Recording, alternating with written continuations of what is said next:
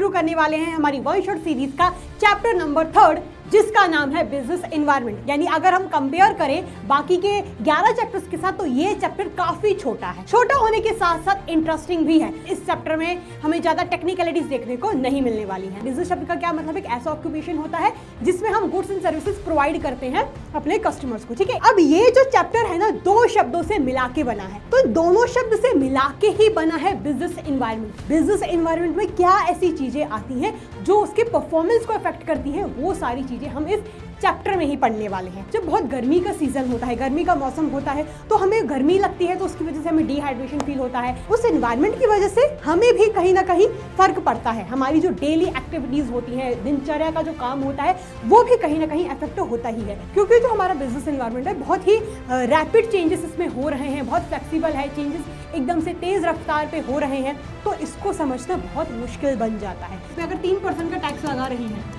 और सरकार ने उसको 5% का टैक्स इंक्रीज कर दिया, यानी 2% अगर सरकार ने इंक्रीज किया, तब भी इस 2% की वजह से भी जो उस प्रोडक्ट की जो सेल्स होती है वो बहुत कम हो जाती है, डिमांड एकदम से गिर जाती है। यानी बिजनेस एनवायरनमेंट को अगर कोई सही ढंग से पढ़ रहा है, अगर देख रहा है कि मेरे सामने ये अपॉर्चुनिटी आ रही है, लोगों ने ये क्रिटिसाइज किया कि भाई इसके लिए मोबाइल रखना पड़ेगा, मोबाइल के लिए इंटरनेट रखना पड़ेगा, इंटरनेट के लिए हमें पैसा भरना पड़ेगा, लेकिन फिर एट द एंड पॉजिटिवली यही नोट निकल के आया कि जब पैसा फाइनेंशियल सिस्टम में आएगा, एंटर होगा, तो किसी भी प्रकार का टैक्स इवेशन नहीं होगा, है ना, काला धन लोग इलीगल एक्टिविटीज में नहीं डील कर पाएंगे। हेलो माय बुकीज, की हालचाल, कैसे हैं आप सभी लोग? Welcome to next offers commerce, जहाँ पे हम देश का भविष्य बनाते हैं। तो आज हम कुछ नया करने वाले हैं। क्या नया करने वाले हैं? आज हम शुरू करने वाले हैं हमारी वन शॉट सीरीज का चैप्टर नंबर 3 जिसका नाम है बिजनेस एनवायरनमेंट। तो इतना तो आपको पता चल ही गया होगा कि ये चैप्टर बहुत छोटा है। यानी अगर हम कंपेयर करें बाकी के 11 चैप्टर्स के साथ तो ये चैप्टर काफी छोटा है, और ये चैप्टर छोटा होने के साथ साथ इंटरेस्टिंग भी है। तो अभी से आप एक राहत भरी सांस ले सकते हो कि भैया इस चैप्टर में हमें ज्यादा टेक्निकलिटीज देखने को नहीं मिलने वाली हैं। तो बिना किसी देर के शुरू करते हैं हमारा चैप्टर नंबर 3 जिसका नाम है बिजनेस एनवायरनमेंट। तो अभी तक आपको ये तो पता चल ही गया होगा, काफ़ी टाइम हो गया है, आई गेस 1.5 साल तो हो गया है आपको बिजनेस स्टडीज पढ़ते हुए, तो आपको ये तो पता चल ही गया होगा कि बिजनेस शब्द का क्या मतलब है ना। बिजनेस शब्द का क्या मतलब, एक ऐसा ऑक्यूपेशन होता है जिसमें हम गुड्स एंड सर्विसेज प्रोवाइड करते हैं अपने कस्टमर्स को। ठीक है, इतना तो समझ आ ही गया होगा। अब ये जो चैप्टर है ना, दो शब्दों से मिला के बना है, बिजनेस एनवायरनमेंट। एनवायरनमेंट मतलब क्या होता है ये भी आपने बचपन में पढ़ लिया था, 4th 5th क्लास में आपने आई गेस पढ़ ही लिया होगा, समझ ही लिया होगा कि एनवायरनमेंट क्या होता है। तो दोनों शब्द से मिला के ही बना है बिजनेस एनवायरनमेंट। यानी बिजनेस का क्या एनवायरनमेंट है। जैसे कि अगर हम बात करें अपने एनवायरनमेंट की, अपने नेचुरल एनवायरनमेंट की, तो हमारे नेचुरल एनवायरनमेंट में क्या आता है, सॉइल, पेड़ पौधे, मिट्टी वगैरह, ये सब है ना, पृथ्वी आकाश, ये सब चीज़ें आती हैं हमारे एनवायरनमेंट में, हमारे नेचुरल एनवायरनमेंट में, है ना। तो हमारे नेचुरल एनवायरनमेंट में जब ये सारी चीज़ें आ रही हैं, तो बिजनेस के एनवायरनमेंट में कैसी चीज़ें आएंगी, क्या चीज़ें हैं, यही हम इस चैप्टर में पढ़ने वाले हैं। यानी हमारे एनवायरनमेंट में हम अपनी सराउंडिंग्स की बात करते हैं कि हमारे सराउंडिंग्स में क्या चीज़ें आ रही हैं, हमारे आसपास क्या चीज़ें हैं, तो वैसे ही बिजनेस एनवायरनमेंट में क्या ऐसी चीज़ें आती हैं जो उसके परफॉर्मेंस को अफेक्ट करती हैं, वो सारी चीज़ें हम इस चैप्टर में ही पढ़ने वाले हैं, है ना। वो सारी चीज़ें हम इस चैप्टर में ही पढ़ने वाले हैं। जैसे कि मान चलो जब बहुत गर्मी का सीजन होता है, गर्मी का मौसम होता है, तो हमें गर्मी लगती है, तो उसकी वजह से हमें डिहाइड्रेशन फील होता है। या जब बरसात हो रही होती है, तो क्या, जब बाहर बरसात हो रही होती है तो हम क्या करते हैं, छतरी लेके निकलते हैं अपने घर से। तो उस एनवायरनमेंट की वजह से हमें भी कहीं ना कहीं फर्क पड़ता है। हमारी जो डेली एक्टिविटीज होती हैं, दिनचर्या का जो काम होता है, वो भी कहीं ना कहीं अफेक्ट होता ही है। तो बिजनेस एनवायरनमेंट से भी ना, जो बिजनेस का एनवायरनमेंट है उससे भी बिजनेसेस को फर्क पड़ता है, उससे भी बिजनेसेस को फर्क पड़ता है। तो क्या है बिजनेस एनवायरनमेंट का मतलब, आइए जानते हैं। सो business environment refers two forces, factors, individuals and institutions which are outside the control of business enterprise but these may affect its performance।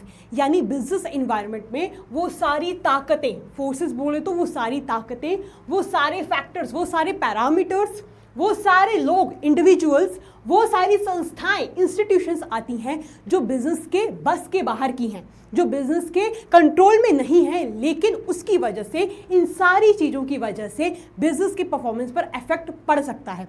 जैसे कि मौसम कैसा होगा कैसा नहीं होगा ये हमारे हाथ में नहीं है ना। बाहर का मौसम कैसा है, बरसात हो सकती है नहीं हो सकती, गर्मी ज़्यादा हो रही है सर्दी ज़्यादा हो रही है, ये हमारे हाथ में नहीं है, इसको तो ऊपर वाला ही कहीं ना कहीं कंट्रोल करता है। लेकिन इनकी वजह से हमारी डेली लाइफ जरूर अफेक्ट होती है। अगर हमारा कहीं घूमने का मन कर रहा है, हम देख रहे हैं कि बाहर बरसात होने लगी, तो हम उस प्लान को कहीं ना कहीं ड्रॉप कर देते हैं। तो बाहर की फैक्टर की वजह से, बाहर के एनवायरनमेंट की वजह से हमारे प्लान पर क्या पड़ता है, इफेक्ट पड़ता है। वैसे ही जो बिजनेस एनवायरनमेंट में बाहर की एनवायरनमेंट की वजह से, बाहर की ताकतें, बाहर के फैक्टर्स, बाहर के लोग, बाहर के इंस्टीट्यूशंस की वजह से बिजनेस एनवायरनमेंट के परफॉर्मेंस पर भी फर्क पड़ता है। आप इसको ऐसे याद रखिए, forces, factors 2 F's and individuals, institutions 2 I's। तो क्या लोग आते हैं, क्या चीजें आती हैं इसमें, forces, factors, individuals and institutions, ये सारी चीज़ें आती हैं एक बिजनेस एनवायरनमेंट में जो उसके परफॉर्मेंस को अफेक्ट कर सकती हैं। अब वो अफेक्ट नेगेटिवली भी कर सकती हैं, पॉजिटिवली भी कर सकती हैं, यानी बुरे तरीके से भी कर सकती हैं और अच्छे तरीके से भी कर सकती हैं। आइए और सिंपल वर्ड्स में जानते हैं कि बिजनेस एनवायरनमेंट क्या होता है। तो बिजनेस एनवायरनमेंट सराउंडिंग होता है जिसमें बिजनेस एग्जिस्ट कर रहा होता है। जैसे कि मैंने आपको जस्ट थोड़ी देर पहले ही बताया था कि जैसे कि हमारी सराउंडिंग में क्या आती हैं, पेड़ पौधे वाली चीज़ें आती हैं, तो वैसे ही बिजनेस एनवायरनमेंट में यही सब उसकी सराउंडिंग्स में आता है।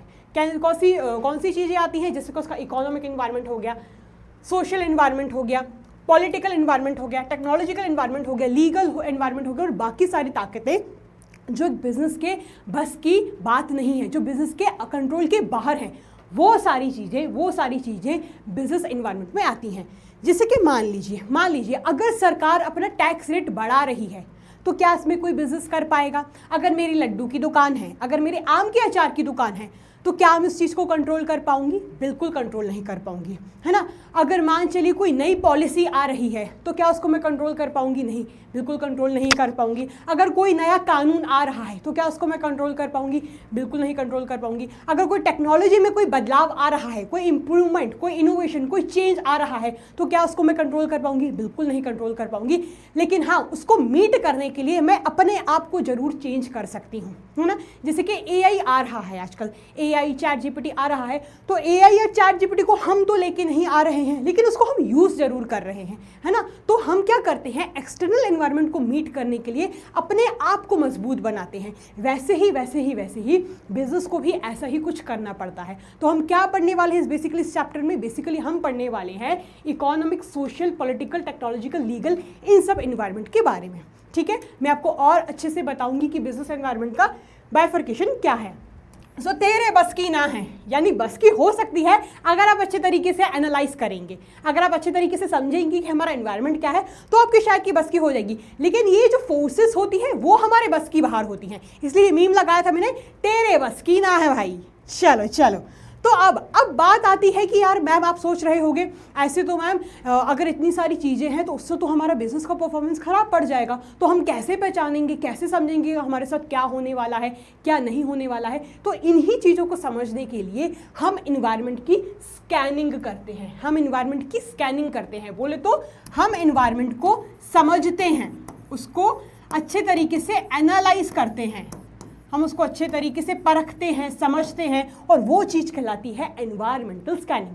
सो पहले, political uncertainty causes fear in the mind of investors to invest in long term projects. जैसे कि पॉलिटिकल अनसर्टेनिटी की वजह से कभी कभार सरकार कुछ अगर नई सरकार आ गई तो उसके नए रूल्स होंगे, कोई अगर पुरानी सरकार है तो हो सकता है वो अपने रूल्स में चेंज कर दे। तो इसकी वजह से क्या होता है, जो इन्वेस्टर्स होते हैं वो अपने लॉन्ग टर्म प्रोजेक्ट्स में इन्वेस्ट करने में कहीं ना कहीं हिचकिचाते हैं। तो जो environment factors in business enterprise को इन्फ्लुएंस करता है, चेंज करता है, तो ये ज़रूरी बन जाता है बिजनेसमैन के लिए कि वो कंसिस्टेंटली, लगातार, कंटिन्यूसली अपने बिजनेस एनवायरनमेंट को समझते रहें, उसको स्कैन करते रहें। आपने सुना होगा ना कि स्कैन करना, ये ऐसे करके स्कैन करना, मतलब कि उसको अच्छे तरीके से और आप डिटेल में समझ रहे हो। तो बस वैसा ही कुछ होता है एनवायरनमेंट स्कैनिंग। तो आइए और डिटेल में समझते हैं कि एनवायरनमेंट स्कैनिंग क्या होता है। So environment scanning refers to complete awareness and understanding of business environment. तो एनवायरनमेंट स्कैनिंग का मतलब होता है कंप्लीटली, यानी बहुत अच्छे तरीके से डिटेल में समझना, एक एक डिटेल में समझना हमारे बिजनेस एनवायरनमेंट को, और अच्छे तरीके से समझ के हमें ये जानना कि क्या नई अपॉर्चुनिटीज़ हमारे सामने आ सकती हैं, क्या नया खतरा आ सकता है, कैसे हम उस खतरे को ओवरकम कर सकते हैं। अगर हमारे सामने कोई अपॉर्चुनिटी आ रही है, कोई अवसर आ रहा है, तो कैसे हम उस अपॉर्चुनिटी को मीट कर सकते हैं, कैसे उसका फ़ायदा उठा सकते हैं। अगर कोई खतरा आ रहा है तो कैसे उस खतरे को ओवरकम कर सकते हैं। इन सब चीज़ों को पढ़ा जाता है, समझा जाता है एनवायरनमेंट स्कैनिंग में। क्या किया जाता है, इन्हीं सब चीज़ों को समझा जाता है कि ऐसी कौन सी ताकतें, ऐसी कौन सी चीज़ें नई आ सकती हैं जिससे हमारा बिजनेस का परफॉर्मेंस अफेक्ट हो सकता है। बस उन्हीं चीज़ों को अच्छे तरीके से समझा जाता है, हमारी आसपास की सराउंडिंग्स को अच्छी तरह से एनालाइज किया जाता है। This is only environment scanning. ठीक है, बस यही होता है एनवायरनमेंट स्कैनिंग। अब आप सोच रहे होंगे कि मैम बिजनेस एनवायरनमेंट तो इतना बड़ा है, हमें कैसे पता चलेगा कि कौन सा एलिमेंट कहाँ आता है। तो इसके लिए मैं आपके लिए स्पेशल मैंने क्लास शुरू होने से पहले ये चार्ट बनवाया था। इसको आओ थोड़ा डिटेल में समझाती हूँ। तो बिजनेस एनवायरनमेंट को बेसिकली दो प्रकार में डिवाइड किया जाता है, दो प्रकार में बाइफर्केट किया जाता है। पहला होता है इंटरनल एनवायरनमेंट और बाहर होता है एक्सटर्नल एनवायरनमेंट। इंटरनल एनवायरनमेंट यानी बिजनेस के अंदर का एनवायरनमेंट है ना, नाम से ही समझ आ रहा है इंटरनल। तो अगर कोई ऑर्गेनाइजेशन है, अगर कोई कंपनी है, उसका अंदर का एनवायरनमेंट कैसा है, वो इंटरनल एनवायरनमेंट में ही आएगा। उसकी क्या ह्यूमन रिसोर्सेज हैं, कैसे लोग उसमें काम कर सकते हैं, उसके एम्प्लॉयज़ कौन से हो गए, उसका मैनेजमेंट कौन है, उनकी वैल्यू सिस्टम क्या है, उनके ऑब्जेक्टिव्स क्या हैं, उनकी फाइनेंशियल कैपेबिलिटीज़ क्या है। ये जो सारी अंदर की चीज़ें होती हैं, जो अंदर का मामला होता है, वो आता है इंटरनल एनवायरनमेंट में। यानी ये चीज़ें इनके हाथ में होती हैं, ये चीज़ें इन चीज़ों को ये कंट्रोल कर सकते हैं, लेकिन एक्सटर्नल एनवायरनमेंट की चीज़ों को ये इतना कंट्रोल नहीं कर सकते। जैसे कि फॉर एन एग्जांपल, अगर आपके घर में गंदगी हो रही है तो आप क्या कर सकते हो, आप झाड़ू वगैरह लगा के उसको साफ कर सकते हो। लेकिन अगर आपके घर के बाहर हमारे देश में गंदगी हो रही है तो आप तो भैया वहाँ झाड़ू लगा के इसको साफ नहीं कर सकते हो ना। तो बात बस वही आती है कि आप इंटरनल एनवायरनमेंट को रेक्टिफाई कर सकते हो, लेकिन एक्सटर्नल एनवायरनमेंट को उतना रेक्टिफाई नहीं कर सकते हो। तो इन चीज़ों में तो बदलाव किया जा सकता है, लेकिन इन चीज़ों में हम बदलाव नहीं कर सकते। बस अपने आप को मजबूत कर सकते हैं, अपने आप को प्रिपेयर कर सकते हैं हम एक्सटर्नल एनवायरनमेंट में। जैसे कि मान चलो कोई एक ऐसा एम्प्लॉय है जो बिल्कुल काम नहीं करता है, आता है बैठता है, बातें करता है, इंस्टा पे रील स्क्रॉल करता है और चला जाता है और फ्री की सैलरी लेता है। तो उस एम्प्लॉय को एक बार समझाएंगे, दो बार समझाएंगे, तीसरी बार समझाएंगे, चौथी बार जाके उसको निकाल देंगे। तो अपनी गलती को, अंदर की गलती को सुधारा जा सकता है, लेकिन बाहर की गलती को हम नहीं सुधार सकते। बाहर की चीज़ को हम सुधार नहीं सकते, लेकिन उससे लड़ने के लिए हम अपने आप को प्रिपेयर जरूर कर सकते हैं। ठीक है, तो इंटरनल एनवायरनमेंट के बारे में हमें नहीं पढ़ना है, हम पढ़ेंगे एक्सटर्नल एनवायरनमेंट के बारे में, और वो भी एक्सटर्नल एनवायरनमेंट में हम मैक्रो वाला पार्ट डीपली स्टडी करेंगे इस चैप्टर में। ठीक है, तो एक्सटर्नल एनवायरनमेंट भी अब दो पार्ट्स में क्लासीफाई किया जाता है। पहला होता है माइक्रो, दूसरा होता है मैक्रो। माइक्रो एनवायरनमेंट में कौन सी चीज़ें आती हैं, सप्लायर्स, यानी ऐसे लोग जो कंपनी के साथ कहीं ना कहीं जुड़े हुए हैं। कौन कौन से लोग, सप्लायर्स हो गए, है ना, जो सप्लाई करते हैं सामान को, कस्टमर्स हो गए, इंटरमीडिएट्स हो गए, कॉम्पिटिटर्स हो गए, इन्वेस्टर्स हो गए, जो कहीं ना कहीं एक बिजनेस के साथ, एक कंपनी के साथ जुड़े हुए होते हैं, वो आते हैं उसके माइक्रो एनवायरनमेंट में। यानी देखो, अगर कोई कॉम्पिटिटर उसके बाजू में आके दुकान खोल रहा है तो उसको तो मना नहीं कर सकते ना कि तुम हमारे बाजू में आके दुकान मत खोलो, उसको तो मना नहीं कर सकते। तो इसलिए जो माइक्रो एनवायरनमेंट वाला जो एलिमेंट है वो एक्सटर्नल एनवायरनमेंट में आता है। अगर कोई एम्प्लॉय गलती कर रहा है तो हम उसको ज़रूर हटा सकते हैं, लेकिन कोई अगर कॉम्पिटिटर हमारे बाजू में आके दुकान खोल रहा है तो हम उसको नहीं बोल सकते कि भाई तू उधर से चला जा, ऐसा हम नहीं कर सकते, बिकॉज ये भी हमारे बस की बाहर की बात है। सो इसलिए ये माइक्रो एनवायरनमेंट में चीज़ें आती हैं। अब मैक्रो एनवायरनमेंट में काफ़ी सारे एनवायरनमेंट के डायमेंशंस आते हैं। कौन कौन से हैं, social environment, legal environment, economic environment, political environment and technological environment, है ना। तो इन्हीं सब के बारे में हम डिटेल में इस चैप्टर में पढ़ने वाले हैं। ठीक है, इसके लिए एक निमोनिक बनाया है, निमोनिक है स्लेप्ट, SLEPT। ठीक है, आगे मैं लिख के बता दूंगी, स्लेप्ट है। अब ये चार्ट गंदा ना हो जाए तो इसलिए कुछ लिख नहीं रही हूँ। ठीक है, चलो नोट डाउन कर लेना इसको। हाँ जी, सो आई होप आपने नोट कर लिया है। अब आगे बढ़ते हैं, आगे हम पढ़ेंगे कि क्या फीचर्स होते हैं बिजनेस एनवायरनमेंट के, यानी हम कैसे समझेंगे कि यहाँ पर बिजनेस एनवायरनमेंट की बात की जा रही है। तो सबसे पहला फीचर आता है totality of external forces. Totality यानी सम, यानी सम ऑफ ऑल एक्सटर्नल फोर्सेस, यानी बिजनेस एनवायरनमेंट में वो सारी एक्सटर्नल फोर्सेस आती हैं, कोई एक आध एक्सटर्नल फोर्स नहीं आती, सारी एक्सटर्नल फोर्स आती हैं, भले वो कोई भी फैक्टर, कोई भी इंस्टीट्यूशन, कोई भी इंसान हो, सारी वो चीज़ें जो बाहर की होती हैं, वो सारी चीज़ें बिजनेस एनवायरनमेंट को जो अफेक्ट करती हैं, वो सारी चीज़ें एक्सटर्नल फोर्स में आती हैं। ठीक है, so business environment includes all the forces, institutions, factors, है ना, ये individuals which are external to business environment, business organisation and as such is aggregative in nature, यानी ये सारी चीज़ें जो बिजनेस के बस के बाहर हैं, जो बिजनेस के कंट्रोल के बाहर हैं, और ये सारी एग्रेटिव इन नेचर हैं, यानी इकट्ठी है नेचर में, ये सारी चीज़ें बिजनेस एनवायरनमेंट को कहीं ना कहीं कॉन्स्टिट्यूट करती हैं, उसके परफॉर्मेंस को अफेक्ट करती हैं। ठीक है, इज इट क्लियर? यानी कोई एक आध फोर्स नहीं आती, सारे वो लोग, सारे वो इंस्टीट्यूशन, सारे वो फैक्टर्स, सारी वो चीज़ें, सारे वो फैक्टर्स मिला के कॉन्स्टिट्यूट करते हैं बिजनेस एनवायरनमेंट को। ठीक है, सेकेंड फीचर है हमारा स्पेसिफिक एंड जनरल फोर्सेस, यानी ज़रूरी नहीं है कि बस मैक्रो इन्वायरमेंट ही आए एक्सटर्नल इन्वायरमेंट में, यानी मैक्रो इन्वायरमेंट ही आए, किसमें? बिजनेस इन्वायरमेंट में। स्पेसिफिक और जनरल फोर्सेस दोनों आती हैं। अब आप सोच रहे होगी कि मैंने स्पेसिफिक और जनरल फोर्सेस क्या होता है, जो जस्ट मैंने आपको चार्ट की मदद से बताया, उन्हीं सारी चीज़ों में आता है स्पेसिफिक और जनरल फोर्सेस। तो स्पेसिफिक फोर्सेस ऐसी फोर्सेस आती हैं, ऐसी फोर्सेस होती हैं जो डायरेक्टली या इमीडिएटली बिजनेस के परफॉर्मेंस को अफेक्ट करती हैं, उसकी डे टू डे परफॉर्मेंस को अफेक्ट करती हैं, यानी देखा जाए तो वो एक ही बिजनेस को टारगेट करती हैं। जैसे कि मान चलो मेरी दुकान के बाजू में, मेरी दुकान की नेबर में किसी और ने आके अपनी दुकान खोल ली, तो उसका प्रभाव सिर्फ और सिर्फ मुझे ही पड़ने वाला है, बाकी दिल्ली मुंबई में जो बिजनेस ऑर्गेनाइजेशन है उनको नहीं पड़ने वाला। तो डायरेक्टली उसका असर, डायरेक्टली उसका प्रभाव मेरे को ही पड़ रहा है, तो ये स्पेसिफिक फोर्सेस में आ जाएगा ना, ये स्पेसिफिक फोर्सेस में आ जाएगा। तो स्पेसिफिक फोर्सेस कौन सी होती हैं? माइक्रो एनवायरनमेंट वाली चीज़ें होती हैं। स्पेसिफिक फोर्सेस कौन सी चीज़ें होती हैं? माइक्रो एनवायरनमेंट वाली चीज़ें होती हैं, यानी इसको माइक्रो एनवायरनमेंट बोलो या स्पेसिफिक फोर्स बोलो, बात एक ही है। ऐसा याद रख लेना, specific forces is equal to suppliers, है ना, तो आपको कंफ्यूजन नहीं होगा। Suppliers, customers, intermediates, competitors, investors, तो ये सारी चीज़ें किस में आती हैं? ये सारी चीज़ें स्पेसिफिक फोर्सेस में आती हैं।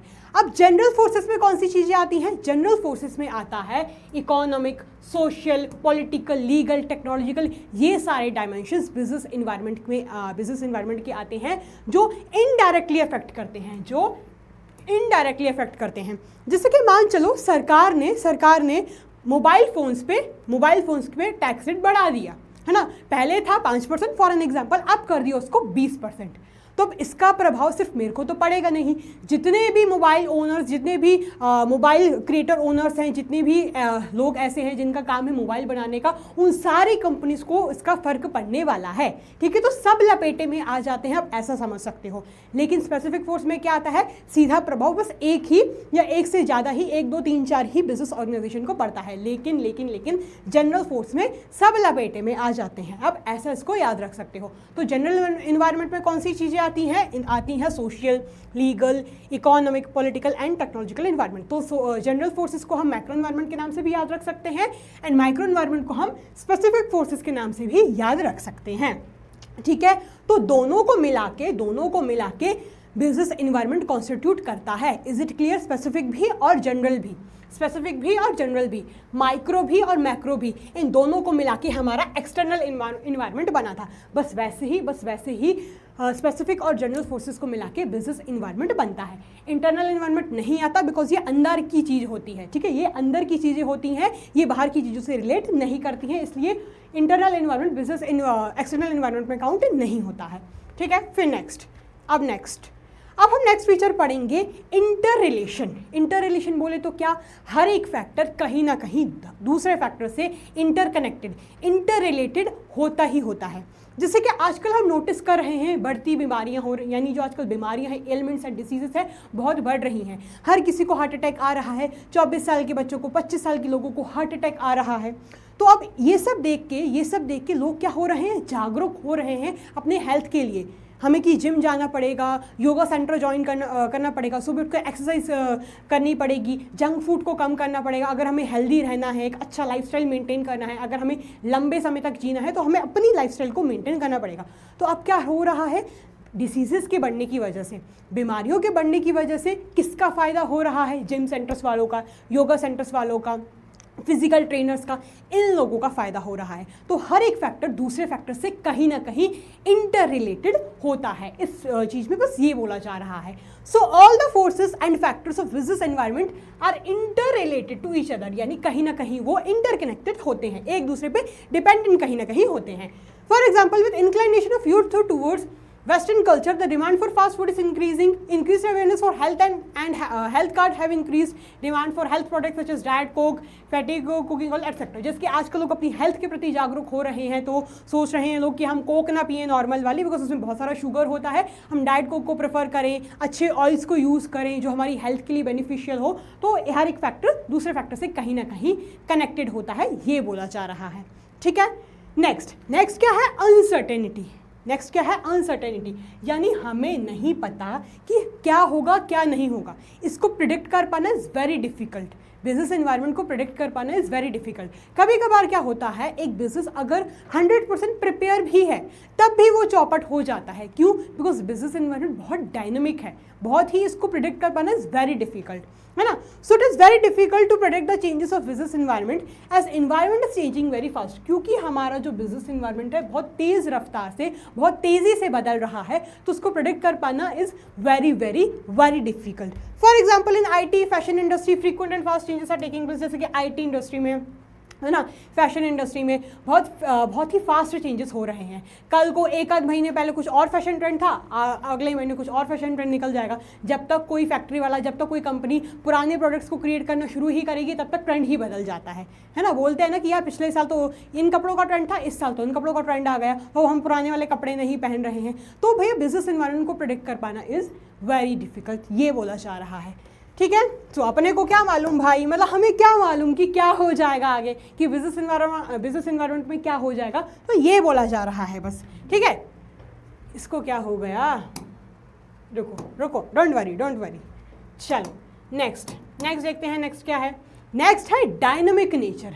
डायनामिक नेचर क्या बोलता है? Business environment is highly flexible and keep on changing. Business environment बहुत ही फ्लेक्सिबल है और बदल रहा है।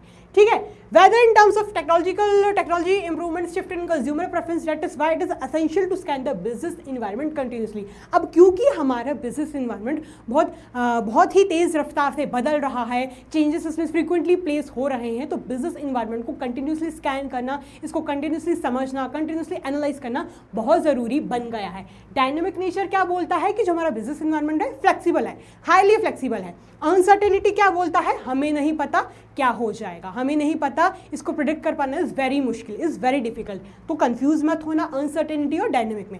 अनसर्टेनिटी ये बोलता है कि हमें नहीं पता क्या हो जाएगा क्या नहीं होगा, प्रेडिक्ट कर पाना इज डिफिकल्ट। वही डायनामिक नेचर ये बोलता है कि जो चेंजेस है बहुत ही जल्दी हो रहे हैं। ठीक है, तो इन पॉइंट्स को क्लियर करके रखना, प्लीज़ कंफ्यूज मत होना। फिर नेक्स्ट है रिलेटिविटी।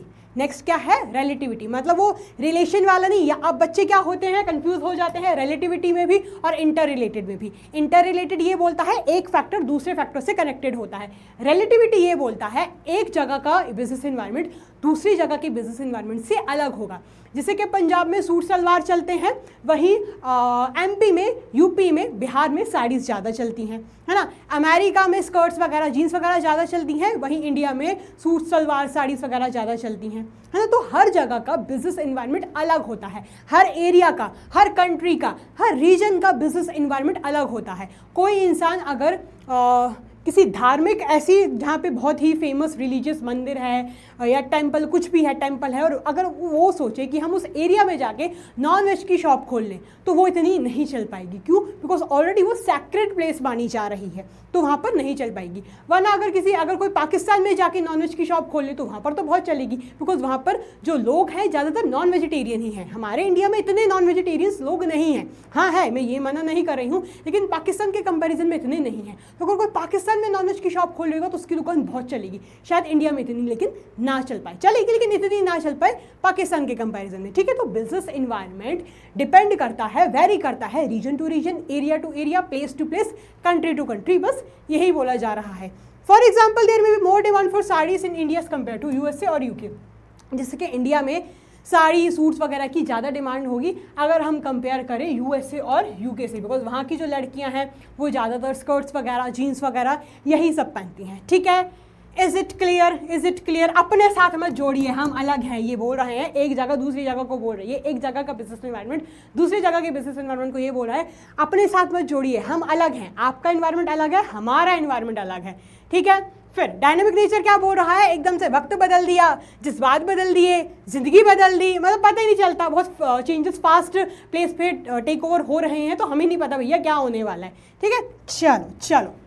फिर लास्ट फीचर है कॉम्प्लेक्स। कॉम्प्लेक्स बोले तो टिपिकल, कॉम्प्लेक्स बोले तो थोड़ा टिपिकल, कॉम्प्लेक्स बोले तो थोड़ा टिपिकल, यानी अब क्योंकि हमारा बिजनेस एनवायरनमेंट जो है, क्योंकि जो हमारा बिजनेस एनवायरनमेंट है बहुत ही रैपिड चेंजेस इसमें हो रहे हैं, बहुत फ्लेक्सिबल है, चेंजेस एकदम से तेज़ रफ्तार पे हो रहे हैं, तो इसको समझना बहुत मुश्किल बन जाता है।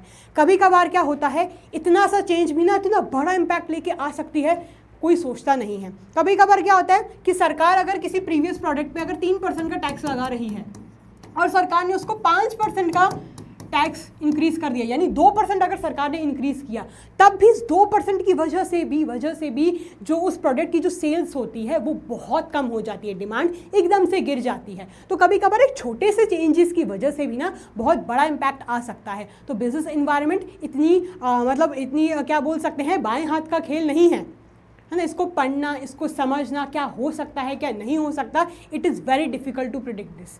ठीक है, is it clear? So since business environment consist of many interrelated and dynamic conditions और forces which arise from different sources, environment is a very difficult phenomenon that is relatively easy to understand in parts but difficult to grasp in totality। यानी अगर हम किसी area के business environment को, अगर हम छोटे से एरिया का अगर बिजनेस एनवायरनमेंट को समझेंगे तो शायद हमें समझ आ जाए, लेकिन हम कंप्लीटली इतने बड़े एरिया का समझेंगे तो हमें दिक्कत जाएगी। जैसे कि मान चलो मैं भोपाल का बिजनेस एनवायरनमेंट अगर मैं समझ रही हूँ कि भोपाल का बिजनेस एनवायरनमेंट कैसा है, यहाँ के लोगों को क्या पसंद है, पोहा जलेबी ये जब उठते हैं सुबह तो उनको नाश्ते में चाहिए तो ये पसंद है, लेकिन अगर मैं पूरे इंडिया के बिजनेस एनवायरनमेंट को पढ़ने बैठूँ तो मेरे लिए बहुत दिक्कत चली जाएगी। तो क्या बोला जा रहा है कि अब छोटे से एरिया को पढ़ना एक बार फिर आसान है, लेकिन इतने बड़े एरिया को पढ़ना मुश्किल हो जाता है। तो बिजनेस एनवायरनमेंट कॉम्प्लेक्स है। कभी कभार क्या होता है, चेंज छोटा भी हो सकता है, लेकिन उस छोटे से चेंज की वजह से काफ़ी बड़ा प्रभाव आ जाता है। ठीक है, ठीक है, बस यही थे हमारे फीचर्स। अगर कुछ डाउट होता है बच्चों प्लीज़ कमेंट बॉक्स में लिख के बता देना, मैं अपनी पूरी कोशिश करूँगी कि आपके डाउट्स को क्लियर कर पाऊँ। टिल द टाइम आप नोट कर लीजिए इन चीज़ों को। हाँ जी, सो आई होप आपने नोट डाउन कर लिया। अब हम पढ़ेंगे कि बिजनेस एनवायरनमेंट की क्या इंपॉर्टेंस होती है, यानी इसको पढ़ना ज़रूरी क्यों है, बिजनेस एनवायरनमेंट को अंडरस्टैंड करना, एनालाइज करना, why is it so important. ठीक है, तो हम यही पढ़ने वाले हैं। तो सबसे पहले इंपॉर्टेंस आती है, it enables the firm to identify opportunities and getting first mover advantage. यानी बिजनेस एनवायरनमेंट को अगर कोई सही ढंग से पढ़ रहा है, अगर देख रहा है कि मेरे सामने ये अपॉर्चुनिटी आ रही है, अपॉर्चुनिटी मतलब एक ऐसी पॉजिटिव एक्सटर्नल फोर्स होती है ना, पॉजिटिव एक्सटर्नल फोर्स होती है। अगर कोई इंसान उस पॉजिटिव फोर्स को प्रॉपरली यूटिलाइज करे, उसको अच्छे तरीके से समझे, उसको यूटिलाइज करे, तो अपने बाकी के कॉम्पिटिटर से, बाकी के लोगों से आगे बढ़ सकता है।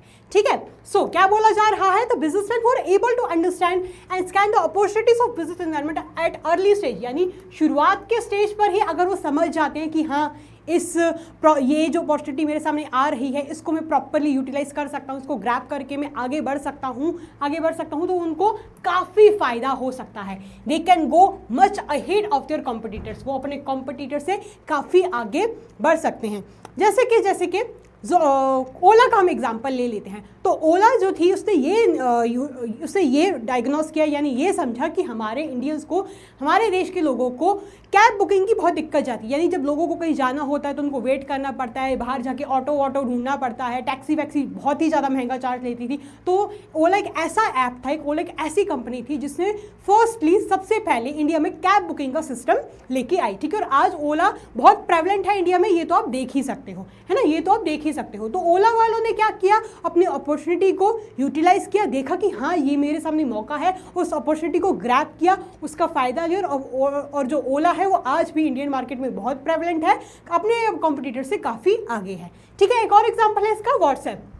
जो व्हाट्सएप है वो पहला एप्लीकेशन था, पहला चैट मैसेजिंग ऐप था जो अपने लोगों को सिर्फ और सिर्फ चैट्स करने को ही प्रोवाइड करता, ठीक है, क्या करता था, चैट करने को, मैसेज करने का ही सिस्टम बस प्रोवाइड करता था। और आज हम देख सकते हैं कि इंस्टाग्राम भी है, फेसबुक भी है, स्नैपचैट भी है, काफ़ी सारे ऐप हैं, लेकिन लोग फिर भी चैट करने के लिए, बात करने के लिए, टेक्स्ट करने के लिए, मैसेज करने के लिए सबसे ज़्यादा लोग व्हाट्सएप का ही यूज़ करते हैं। इंस्टाग्राम वगैरह भी है, स्नैपचैट भी है, फेसबुक भी है, लेकिन उनका इतना यूसेज नहीं है जितना व्हाट्सएप का यूसेज है टेक्स्ट करने में, चैट करने में, ठीक है। तो व्हाट्सएप ने इस अपॉर्चुनिटी को देखा, इस ज़रूरत को समझा और आज भी व्हाट्सएप अपने कॉम्पिटिटर से काफ़ी आगे है, ठीक है। So afterwards many other applications came but still WhatsApp is number 1 in mobile chat, यानी उसके बाद काफ़ी सारे एप्लीकेशंस आए मार्केट में, लेकिन व्हाट्सएप आज भी किंग ही है चैट करने में, यानी चैट करने में नहीं, मैसेजिंग ऐप प्रोवाइड करने में, ठीक है। चलो नेक्स्ट देखते हैं। नेक्स्ट है, it helps a firm to identify the threats and early warning signal. अभी हमने पढ़ा अपॉर्चुनिटी के बारे में, यानी ये बिजनेस एनवायरनमेंट को अगर कोई अच्छे तरीके से पढ़ रहा है तो अपनी अपॉर्चुनिटी को समझ सकता है और अपॉर्चुनिटी को समझ के उसका मैक्सिमम फायदा उठा सकता है। अब अपॉर्चुनिटी ज़रूरी नहीं है कि हर बार अपॉर्चुनिटी ही एक इंसान के सामने आए। अपॉर्चुनिटी क्या होती है, पॉजिटिव एक्सटर्नल फोर्स होती है।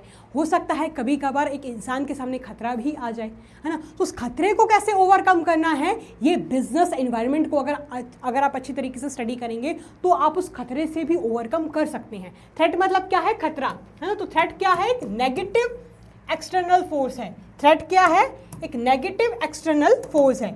जो अपॉर्चुनिटी थी वो पॉजिटिव एक्सटर्नल फोर्स थी, वही जो थ्रेट है वो नेगेटिव एक्सटर्नल फोर्स है। वो क्या है, नेगेटिव एक्सटर्नल फोर्स है। तो अगर कोई इंसान अपने बिजनेस एनवायरनमेंट को अच्छे तरीके से समझ रहा है, देख रहा है कि हाँ भैया खतरे की घंटी बज सकती है, तो अगर उस आपदा को वो अवसर में बदल ले तो बहुत अच्छी बात है। यानी आपदा ही है ना, ये खतरा ही तो है, तो अगर उस थ्रेट को अच्छे तरीके से समझे तो उस थ्रेट को वो ओवरकम भी कर सकता है, अगर वो अच्छे तरीके से प्लानिंग कर रहा है, बिजनेस एनवायरनमेंट को अच्छे तरीके से पढ़ रहा है, ठीक है। So the businessman who are able to scan and understand the business environment on time get a warning signal to deal with the constraints or negative policies of business environment। तो जो इंसान, जो कंपनी, जो business, जो organisation business environment को continuously पढ़ती रहती है, स्कैन करती रहती है, वो थ्रेट्स को भी समझती है और थ्रेट को एक अर्ली वार्निंग सिग्नल की तरह, एक इंडिकेटर की तरह उसको समझ के उसको ओवरकम कर सकती है। अगर वो नहीं करती, अगर आपने आपको नहीं बदलती, उसको मीट करने के लिए क्या स्टेप्स लेने चाहिए वो नहीं उठाती, तो वो पीछे हो जाएगी।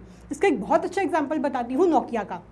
आपको पता है कि काफ़ी साल पहले, आज से 15-20 साल पहले भी जो नोकिया के मोबाइल्स बहुत चलते थे, यानी अगर आप किसी के भी हाथ में देखोगे तो वो नोकिया का ही मोबाइल होता था, सबसे ज़्यादा प्रेवलेंट नोकिया ही था। उस टाइम पे कीपैड वाले मोबाइल्स चलते थे, लेकिन आजकल कौन से चलते हैं, टच स्क्रीन वाले मोबाइल्स चलते हैं, एंड्रॉयड iOS चलते हैं। तो क्या हुआ, जैसे ही इंटरनेट का ज़माना आने लगा, थोड़ी टेक्नोलॉजी एडवांस हुई, तो मार्केट में कौन से मोबाइल आने लगे, एंड्रॉयड iOS आने लगे, एंड्रॉयड्स आने लगे, टच स्क्रीन वाले आने लगे। लेकिन नोकिया को इस बात की अकड़ थी कि भैया मेरी तो सबसे ज़्यादा चलती है मार्केट में, मैं तो सबसे पुराना खिलाड़ी हूँ मार्केट का, तो मेरा कौन क्या ही बिगाड़ पाएगा, यानी मैं चलता आया हूँ तो आगे तक मैं ही चलूंगा। नोकिया ने इस अर्ली वार्निंग सिग्नल को समझा ही नहीं कि इंप्रूवमेंट आ रहा है टेक्नोलॉजी को, तो मेरे को भी अपने आप को बदलना पड़ेगा, मेरे को भी टच स्क्रीन वाले मोबाइल प्रोवाइड करने पड़ेंगे लोगों को। नोकिया ने इस इंडिकेटर को समझा नहीं, अपनी अकड़ में बैठा रहा नोकिया, और आज हम देख सकते हैं कि नोकिया खत्म हो चुका है मार्केट में। आज लोग OnePlus प्रेफर करेंगे, रियलमी प्रेफर करेंगे, ओप्पो, वीवो, आईफोन, ये सब प्रेफर करेंगे, लेकिन किसी के हाथ में भी अब नोकिया का मोबाइल नहीं देख पाओगे, या होगा भी तो बहुत ही कम परसेंट पे होगा, है ना। तो नोकिया ने अपने थ्रेट को नहीं समझा, और नहीं समझा तो आज नोकिया पिछड़ गया है मार्केट से, ठीक है। So for example the Maruti Udyog company got the qualitative information that more foreign car manufacturing companies are going to set up their business in India. जैसे कि मारुति उद्योग कंपनी ने ये देखा था कि हमारे देश में काफ़ी सारी फॉरेन कंपनीज आ रही हैं, कार मैन्युफैक्चरिंग कंपनीज आ रही हैं, जो अपना धंधा, जो अपना बिजनेस इंडिया में एस्टैब्लिश कर सकती हैं। तो मारुति उद्योग ने क्या किया, मारुति उद्योग ने उसको अर्ली वार्निंग सिग्नल की तरह समझा और अपनी कार्स की क्वालिटी को इंप्रूव किया, अपना खर्चा को कम किया, ठीक है, और बहुत तगड़ी एडवर्टाइजमेंट की, जिससे लोगों के दिमाग में कभी मारुति उद्योग जाए ही ना। तो मारुति उद्योग ने तो भाई उस सिग्नल को समझा, उस थ्रेट को समझा और उसको ओवरकम कर लिया, लेकिन नोकिया ने नहीं समझा। नोकिया ने अपने ही ईगो में उसको, अपने आप को बर्बाद कर दिया कहीं ना कहीं, ठीक है। तो हम क्या समझते हैं कि अगर कोई थ्रेट को समझ रहा है तो उस थ्रेट से ओवरकम वो कर सकता है। Is it clear? Next importance की ओर बढ़ते हैं। नेक्स्ट इंपॉर्टेंस है, it helps in tapping useful resources. अब क्या है ना बेटा, अब क्या है ना, जो हमारा बिजनेस होता है, किसी का भी बिजनेस होता है वो इस पृथ्वी पर ही काम कर रहा होता है। मार्स, जुपिटर, किसी और प्लैनेट पे जाके तो काम नहीं कर रहा होता है। तो जब वो पृथ्वी पर रह के काम कर रहा होता है तो ये बहुत ही जस्टिफाइड ऑब्वियस सी बात है कि वो रिसोर्सेज हमारे देश के, हमारे आसपास के, हमारे सराउंडिंग्स के ही यूज़ करता है।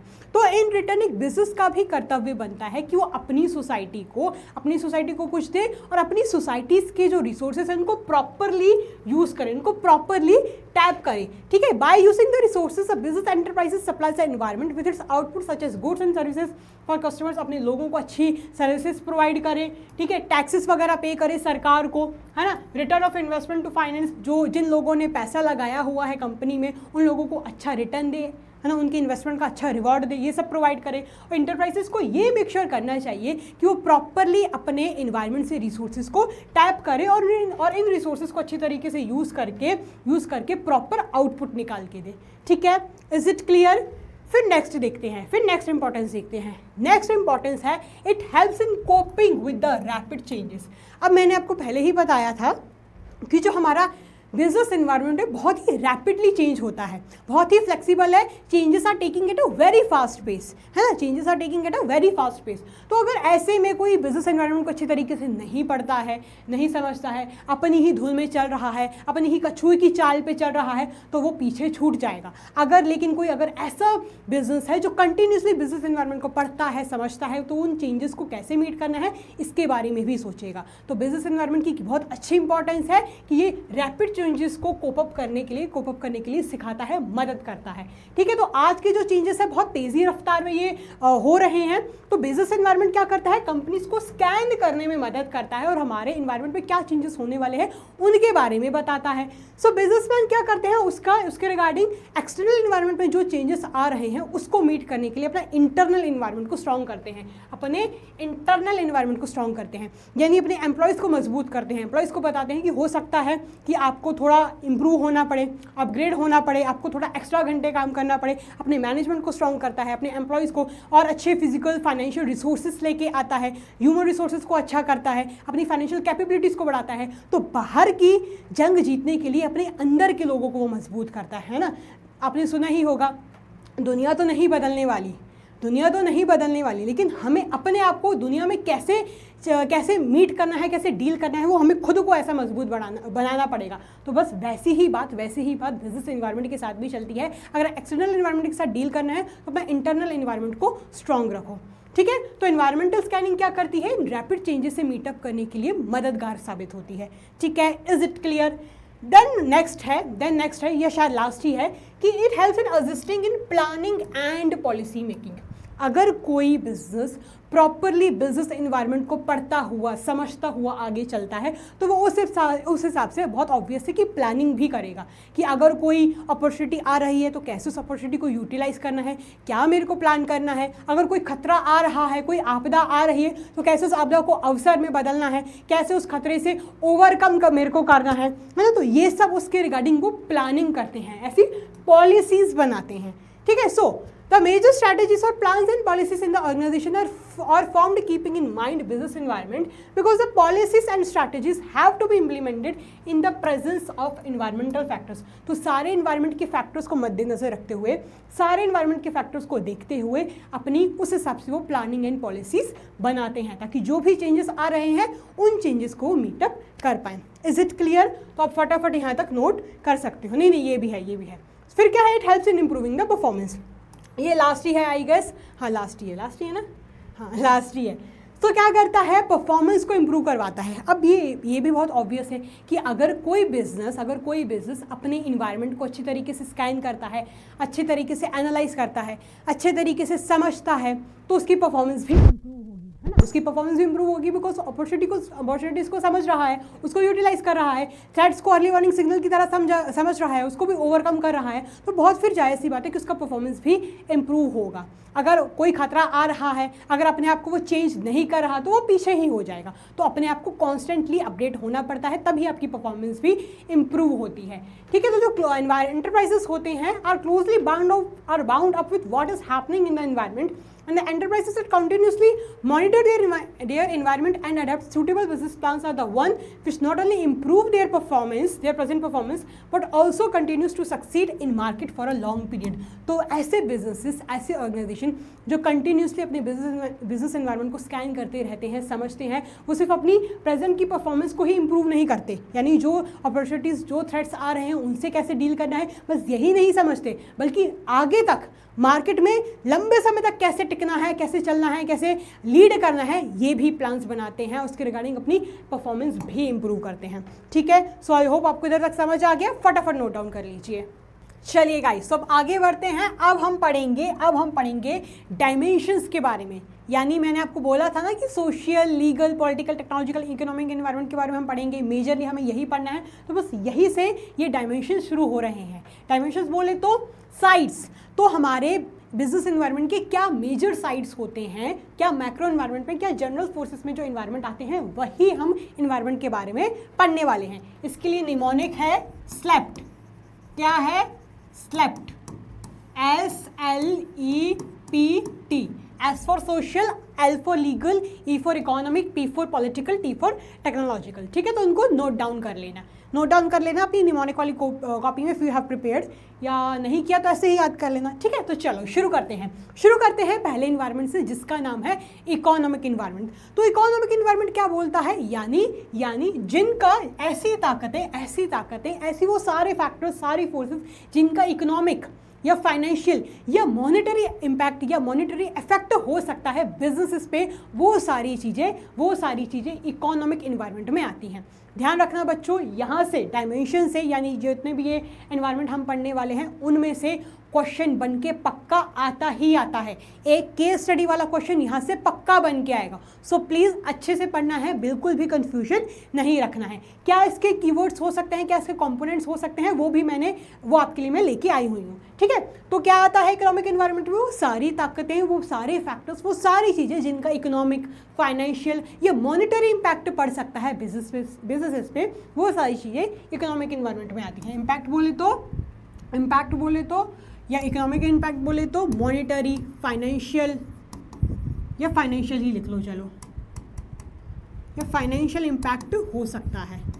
ठीक है, या फाइनेंशियल इम्पैक्ट हो सकता है। तो इकोनॉमिक फैक्टर्स वो कौन से होते हैं जो इनका प्रभाव बिजनेस एंटरप्राइजेस पे पड़ता है? जैसे कि इंटरेस्ट रेट अगर बढ़ रहा है, लोन्स वगैरह के जो इंटरेस्ट रेट है वो अगर बढ़ रहे हैं, इन्फ्लेशन रेट, महंगाई अगर बढ़ रही है, changes in disposable income of people, यानी पहले लोग कितना बचा पा रहे थे सारे खर्चों को एक्सक्लूड करके, जो लास्ट में बचता है वो होता है डिस्पोजेबल इनकम, उसमें कितना बदलाव आया है। स्टॉक मार्केट इंडाइसिस, हमारी जो स्टॉक मार्केट इंडाइसिस है, पहले कितनी वैल्यू चल रही थी शेयर मार्केट में, स्टॉक मार्केट में, है ना, पहले वैल्यूज़ कितनी चल रही थी, एकदम से अगर शेयर गिर रहे हैं, शेयर की प्राइसेस गिर रही है, बढ़ रही है, तो ये सारे चेंजेस भी इकोनॉमिक इन्वायरमेंट में आते हैं। फिर वैल्यू ऑफ रुपी, हमारे देश की जो करेंसी है उसकी वैल्यू क्या है बाकी की करेंसीज़ के कंपैरिजन में, बाकी के देश की करेंसीज़ के कंपैरिजन में, डॉलर के कंपैरिजन में, पाउंड के कंपैरिजन में हमारे रुपी की कितनी वैल्यू है, ये सारी चीज़ें इकोनॉमिक इन्वायरमेंट में आती हैं। ठीक है, कम टैक्स देना है तो तुम कम पैसा कमाओ। यार ये मैंने मीम लगाया हुआ है, मैं निर्मला ताई को मॉक नहीं करना चाहती यहाँ पे, बट ऐसे ही मैंने मीम लगाया हुआ है बिकॉज ये हमारे देश की फाइनेंस मिनिस्टर है ना। चलो, तो समझ आया कौन सी चीज़ें जिनका महंगाई पे, इंटरेस्ट रेट पे, या हमारे देश की करेंसी या स्टॉक मार्केट के चेंजेस पे, या हमारे देश में कितने लोग क्या बचा पा रहे हैं सारी चीज़ों को खर्च करके, सारी चीज़ों को एक्सक्लूड करके, है ना। तो ये सारी चीज़ें किस में आती हैं? ये सारी चीज़ें इकोनॉमिक फैक्टर्स में काउंट होती हैं। ठीक है, सारी चीज़ें इकोनॉमिक एनवायरनमेंट में आती हैं। मतलब आई बात समझ। अब हम और जानते हैं कि इकोनॉमिक एनवायरनमेंट के क्या कंपोनेंट्स होते हैं, यानी क्या कीवर्ड्स होते हैं। ये जस्ट इनकी एक बार आप रीडिंग लगा लेना, मैं आपके लिए स्पेशल लेके भी आई हूँ, तो मैं चलो समझा ही देती हूँ ताकि आपको कन्फ्यूजन ना हो। प्राइवेट सेक्टर और पब्लिक सेक्टर के का क्या रोल है हमारे देश में, कितना रोल रह रहा है। प्राइवेट सेक्टर, पब्लिक सेक्टर आपको पता ही है ना, इतना तो आपको पता ही होगा। प्राइवेट सेक्टर मतलब जो इंडिविजुअल्स द्वारा ओन किया जाए, कॉमन बिजनेसमैन द्वारा। पब्लिक सेक्टर यानी जिसमें गवर्नमेंट का भी हाथ हो, है ना, तो उनका क्या रोल है। जीडीपी, जीएनपी और पर कैपिटा इनकम में कितना बढ़ाव आ रहा है, कितनी ग्रोथ आ रही है। जीडीपी आपको पता ही होगा कि हमारे देश में कितना गुड्स एंड सर्विसेज प्रोड्यूस हुए हैं, है ना। और जीएनपी मतलब क्या होता है, हमारे देश में कितने गुड्स एंड सर्विसेज प्रोड्यूस हुए हैं, इंक्लूडिंग फॉरेन इनकम कितनी आई है हमारे देश में। पर कैपिटा इनकम मतलब एक ऐसा इकोनॉमिक इंडिकेटर होता है ये भी, ठीक है। तो ये सारी चीज़ें में कितना चेंज आया है। फिर सेविंग और इन्वेस्टमेंट का रेट क्या है, यानी कितना लोग बचा पा रहे हैं, कितना पैसा बचा के इन्वेस्ट कर रहे हैं, कितना उसका रेट में चेंज वगैरह आया है। इंपोर्ट और एक्सपोर्ट अलग अलग आइटम्स का वॉल्यूम कितना है, पहले कितना इंपोर्ट होता था, कितना दूसरे देशों से हमारे देश में सामान आ रहा है, फिर अब कितना हमारे देश से दूसरे देश में सामान जा रहा है, उसकी वॉल्यूम में कितना चेंज आया है। Balance of payment and changes in foreign exchange reserve, balance of payment भी आपने इकोनॉमिक्स पढ़ोगे। ये सारे इकोनॉमिक्स टर्म्स हैं जो आपको सानिध्य सर पढ़ाते होंगे, है ना, या नहीं समझ आता तो इकोनॉमिक्स को आपको पता ही होगा, है ना, ये सब चीज़ें आप पढ़ ही रहे होगे कहीं ना कहीं। बैलेंस ऑफ पेमेंट बोले तो कितना इनफ्लो एंड आउटफ्लो में डिफरेंस है ना। फॉरेन एक्सचेंज रिजर्व में कितना चेंज आया है ना, जो रिजर्व्स हमने रखे हुए थे फॉरेन एक्सचेंज के। फिर एग्रीकल्चर और इंडस्ट्रियल प्रोडक्ट्स का क्या ट्रेंड है। फिर एक्सपेंशन और ट्रांसपोर्टेशन ऑफ कम्युनिकेशन फैसिलिटीज़, जो हमारे कम्युनिकेशन फैसिलिटीज़ का जो एक्सपेंशन कितना है, अगर पहले 5G नेटवर्क था तो अब 6G है, 7G है, तो उसमें क्या चेंज है। मनी सप्लाई इन इकोनॉमी, हमारे देश में की मनी सप्लाई में, हमारे देश की जो मनी सप्लाई है वो कैसी चल रही है, फास्ट है, जो लोग हैं हमारे देश के कितना बैंक में डिपॉजिट कर रहे हैं, वो कितना फाइनेंशियल सेक्टर में आ रहा है। पब्लिक डेट कितना गवर्नमेंट ओ करती है अपने क्रेडिटर्स को, है ना। Planned outlay in private and public outlay, यानी कितना एलोकेट हुआ है, कितने फाइनेंशियल रिसोर्सेज एलोकेट हुए हैं प्राइवेट और पब्लिक आउटले में, है ना। ये सारी चीज़ें इकोनॉमिक इन्वायरमेंट में आती हैं। Is it clear. ये मतलब कीवर्ड्स हैं। अगर आप ये कोई भी इनमें से अगर आप शब्द देखें ना तो आंख बंद करके टिक लगा देना इकोनॉमिक इन्वायरमेंट पे। मतलब ये जस्ट कीवर्ड्स ही हैं आपके इंडिकेशन के लिए, आपको पहचानने के लिए, इसलिए ये कीवर्ड्स मैं लेके आई हूँ। और इकोनॉमिक इन्वायरमेंट क्या होता है वो तो आपको समझ आ ही गया होगा। जनरली बच्चों यहाँ से केस स्टडी का क्वेश्चन बन के आता है। आपको डायरेक्टली नहीं पूछा जाएगा कि कंपोनेंट्स बताओ इकोनॉमिक इन्वायरमेंट में, है ना। आपको ऐसे क्वेश्चन नहीं आएंगे, केस स्टडी के क्वेश्चन बन के आएंगे। एंड उस क्वेश्चन में आपको आइडेंटिफाई करना पड़ेगा कि यहाँ पर किस चीज़ की बात हो रही है, ठीक है। ऐसे क्वेश्चंस आएंगे। फिर नेक्स्ट है सोशल इन्वायरमेंट। अब सोशल इन्वायरमेंट सोशल शब्द से आता है ना, जिसकी इकोनॉमिक इन्वायरमेंट किन शब्द से आता है, इको बोले तो जिसका रिलेशन पैसे से है, फाइनेंस से है। तो वैसे ही सोशल इन्वायरमेंट एक सोसाइटी शब्द से आता है, यानी जिसका कनेक्शन कहीं ना कहीं समाज के साथ है। तो वो सारे फैक्टर्स, वो सारी चीज़ें सोशल इन्वायरमेंट में आएंगी। तो सोशल इन्वायरमेंट में कौन सी चीज़ें आती हैं, जो रीति रिवाज, प्रथाएं, मान्यताएं, सोशल ट्रेंड्स, ये सारी चीज़ें सोशल इन्वायरमेंट में आती हैं, ठीक है। जैसे कि ये टिकटॉक का ट्रेंड था, ये सोशल इन्वायरमेंट में ही आता है। 2019-20 में बहुत चला था कोविड के टाइम पे, वो सोशल इन्वायरमेंट में आ रहा है, ठीक है। So social environment represents the customs and traditions, क्या रीति रिवाज हैं, क्या वैल्यूज़ हैं, क्या कल्चर है ना, क्या किस एरिया का क्या कल्चर है, किस रिलीजन का, किस सेक्ट का क्या कल्चर है, क्या सोशल ट्रेंड्स हैं, क्या बिलीव्स हैं, क्या लोगों की धारणाएं हैं, क्या उनकी नॉर्म्स है, क्या उनकी मतलब फॉलो करने के तरीके हैं, क्या उनके एथिक्स हैं, जिस सोसाइटी में वो रह रहे हैं, जिस बिजनेस एंटरप्राइजेस में ऑपरेट कर रहे हैं, ठीक है। और फिर society in which business enterprises operate, जिसमें बिजनेस एंटरप्राइजेस काम कर रहे हैं, वहाँ की सोसाइटी का क्या ट्रेंड है, क्या धारणाएं हैं, क्या मान्यताएं हैं, वो सारी चीज़ें सोशल इन्वायरमेंट में आती हैं। फॉर एन एग्जाम्पल जैसे कि अगर हम बात करें पाकिस्तान की, तो पाकिस्तान में बहुत नॉनवेज चलता है ना, बहुत नॉनवेज चलता है। तो वहाँ पे आपको नॉनवेज की शॉप्स ज़्यादा देखने को मिल जाएंगी। लेकिन अगर आप इंडिया के कुछ ऐसे रिलीजियस प्लेस पे जाएंगे, सैक्रेड प्लेसेस पे जाएंगे, तो वहाँ पे इतनी नॉनवेज की शॉप्स नहीं है। तो सोशल इन्वायरमेंट है वहाँ का, है ना। वहाँ का सोशल इन्वायरमेंट अलग है, यहाँ का सोशल इन्वायरमेंट अलग है ना। तो यहाँ पे डिफरेंस आ जाता है। तो वो सारी चीज़ें सोशल इन्वायरमेंट में ही आती हैं। Is it clear. जैसे कि अमेरिका में लड़कियाँ स्कर्ट्स वगैरह पहन के, जीन्स वगैरह पहन के घूमती हैं। भारत की लड़कियाँ जो इंडियन वुमेन हैं वो क्या साड़ी सूट्स ज़्यादा प्रेफर करती हैं, है ना। तो सोशल इन्वायरमेंट डिफरेंट है। फिर अब बात आती है कि सोशल इन्वायरमेंट में कौन से सोशल फैक्टर्स आते हैं। तो 3 बेसिकली क्लासिफिकेशन हुआ है इसमें 3 प्रकार के क्लासिफिकेशन है। सबसे पहला है कस्टम्स एंड ट्रेडिशंस, रीति रिवाज, वैल्यूज़, मतलब उनके क्या वैल्यूज़ हैं, क्या उनके मॉरल वैल्यूज़ टाइप है, जो हम बचपन में पढ़ते थे तो मॉरल वैल्यूज़, यानी वही उनके क्या संस्कार हैं। फिर सोशल ट्रेंड्स, मतलब सोशल ट्रेंड्स में क्या चल रहा है। आजकल हमारी जो मम्मी वगैरह कोट सेट बहुत पहनती हैं, तो ये नया ट्रेंड चल रहा है, है ना। फिर पहले 2012-13 या 2014-15 में अनारकली सूट का बड़ा ट्रेंड चला था। आपने सुना ही होगा कि किन किन लड़कियों के पास अनारकली सूट था, किन लड़कियों ने देखा था, किन लड़कियों को याद है, लड़कों को भी याद ही होगा अनारकली सूट्स चले थे, मतलब वो इतने घेरे वाले होते थे। मेरे पास भी 2-3 थे, हैं। तो उस वक्त वो ट्रेंड था। सोसाइटी की क्या एक्सपेक्टेशंस होती हैं बिजनेसेस से, वो सारी चीज़ें सोशल एनवायरनमेंट में आती हैं। तो आइए जानते हैं कि क्या 3 मुख्य इसके क्लासिफिकेशन होते हैं। सबसे पहला होता है custom and traditions. Custom and traditions ऐसी सोशल प्रैक्टिसेस होती हैं जो बरसों से, जो सेंचुरी से, जो बहुत बरसों से चली आ रही हैं। जैसे कि दिवाली के टाइम पे रात को पूजा होती है, ईद के टाइम पे लोग मस्जिद जाते हैं, है ना, मस्जिद जाते हैं, गुरपुरब के टाइम पे लोग गुरुद्वारे जाते हैं, सिख लोग गुरपुरब सेलिब्रेट करते हैं, हिंदू लोग दिवाली सेलिब्रेट करते हैं, मुस्लिम्स ईद सेलिब्रेट करते हैं, क्रिश्चियंस क्रिसमस सेलिब्रेट करते हैं। ये बहुत सालों से, बरसों से ये चीज़ें चली आ रही हैं। तो ये कस्टम्स एंड ट्रेडिशंस है, ये लोगों के रीति रिवाज ही हैं काइंड ऑफ, ठीक है। तो ये फेस्टिवल्स क्या प्रोवाइड करती हैं, फाइनेंशियल अपॉर्चुनिटीज प्रोवाइड करती हैं ग्रीटिंग कार्ड कंपनीज को, स्वीट और कन्फेक्शनरी मैन्युफैक्चरर्स को, टेलरिंग आउटलेट्स को and many other related business. तो अब जब ये त्योहारों का सीजन आता है, फेस्टिवल का टाइम आता है, तो आपने देखा होगा कि भैया दिवाली के टाइम पे तो मार्केट में बहुत भीड़ होती है। क्यों होती है? बिकॉज सबके धंधे बहुत चल रहे होते हैं, दिया वालों का, रंगोली वालों का, कपड़ों वालों का, ज्वेलरी वालों का। लोग बहुत धनतेरस पे गहना वगैरह खरीदते हैं, ज्वेलरी खरीदते हैं, है ना। तो उस वक्त क्या होता है, ये जो सारी मैंने आपको दुकानें बताई, स्वीट शॉप, मिठाई वालों की, ग्रीटिंग कार्ड कंपनीज हो गई, है ना, इनकी बहुत सेल्स पीक पे चल रही होती है, ठीक है। फिर नेक्स्ट क्या है, वैल्यूज़ मतलब क्या होता है, सोसाइटी, एक समाज क्या वैल्यूज़ को होल्ड करती है अपनी एस्टीम के लिए।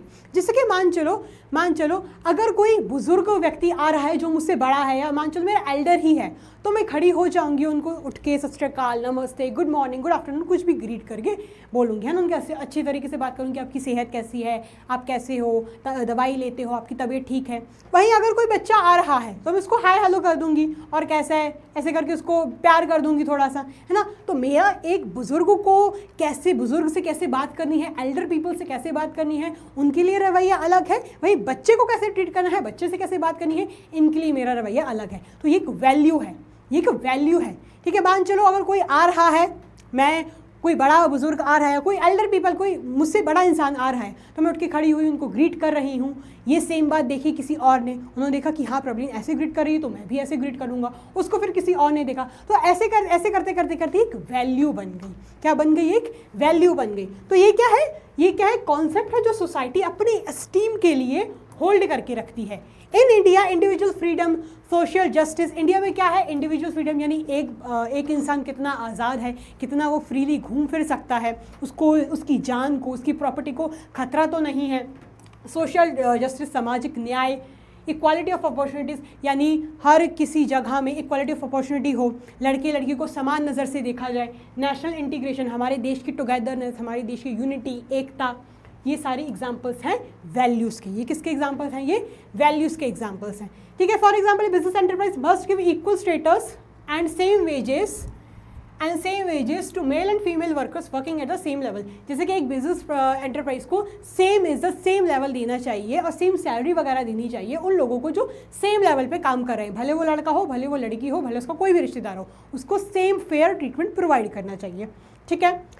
नेक्स्ट देखते हैं, नेक्स्ट है सोशल ट्रेंड्स। तो सोशल ट्रेंड्स में क्या आते हैं? बहुत अलग अलग वेरियस अपॉर्चुनिटीज़ आती हैं जो बिजनेस एनवायरनमेंट को खतरा भी प्रोवाइड कर सकती हैं, प्लस अपॉर्चुनिटी भी प्रोवाइड कर सकती हैं। अब एक बिजनेस एनवायरनमेंट पर डिपेंड करता है कि उसको कैसे उसको समझना है, कैसे उससे आगे बढ़ना है, कैसे उसको यूटिलाइज करना है। जैसे कि अब जो हेल्थ और फिटनेस ट्रेंड है वो आजकल बहुत पॉपुलर हो गया है ना। उसकी वजह से ऑर्गेनिक फूड लोग प्रेफर कर रहे हैं कि उसमें कम शुगर हो, है ना, ज़्यादा प्रोसेस्ड ना हो, कम प्रोसेस्ड हो फूड, तेल वगैरह ना हो।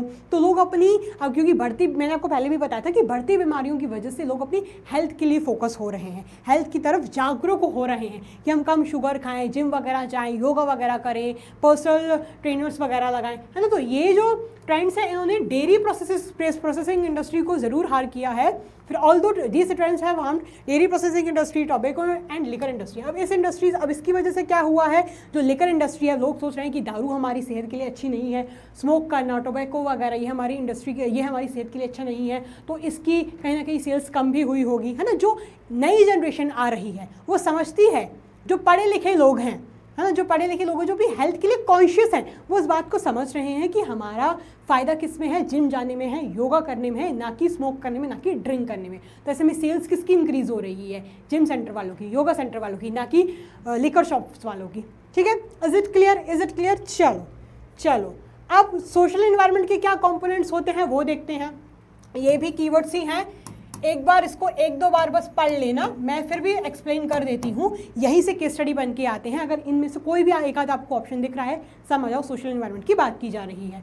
माइनॉरिटी वालों के लिए जॉब में रिजर्वेशन, वुमेन लड़कियों के लिए जॉब्स में रिजर्वेशन, उनको नौकरी करने का मौका मिले। ठीक है, लड़कियों को प्रॉपर इक्वल स्टेटस मिले, उनको इक्वल वेजेस मिले, सैलरी मिले फीमेल वर्कर्स को। ठीक है, ऑटोमेटिक मशीन्स हों और and luxury items in middle class families में भी अच्छे लग्जरी आइटम्स हों, वॉशिंग मशीन्स हों, एयर फ्रायर्स वगैरह हों, ताकि वो अफोर्डेबल रेट पे मिले, ताकि वो भी उसको यूटिलाइज़ कर पाएँ, है ना। सोशल मूवमेंट्स जिससे हमारे देश की जो लड़कियां हैं उनके शिक्षा में सुधार आए, ज़्यादा से ज़्यादा लड़कियां एजुकेशन लें, शिक्षा को ग्रहण करें। हेल्थ और फिटनेस ट्रेंड आजकल बहुत पॉपुलर हो रहे हैं, लोग जिम वगैरह जा रहे हैं, योगा कर रहे हैं, सुबह उठ के वॉकिंग जॉगिंग वगैरह कर रहे हैं। क्वालिटी ऑफ लाइफ में बदलाव आया है।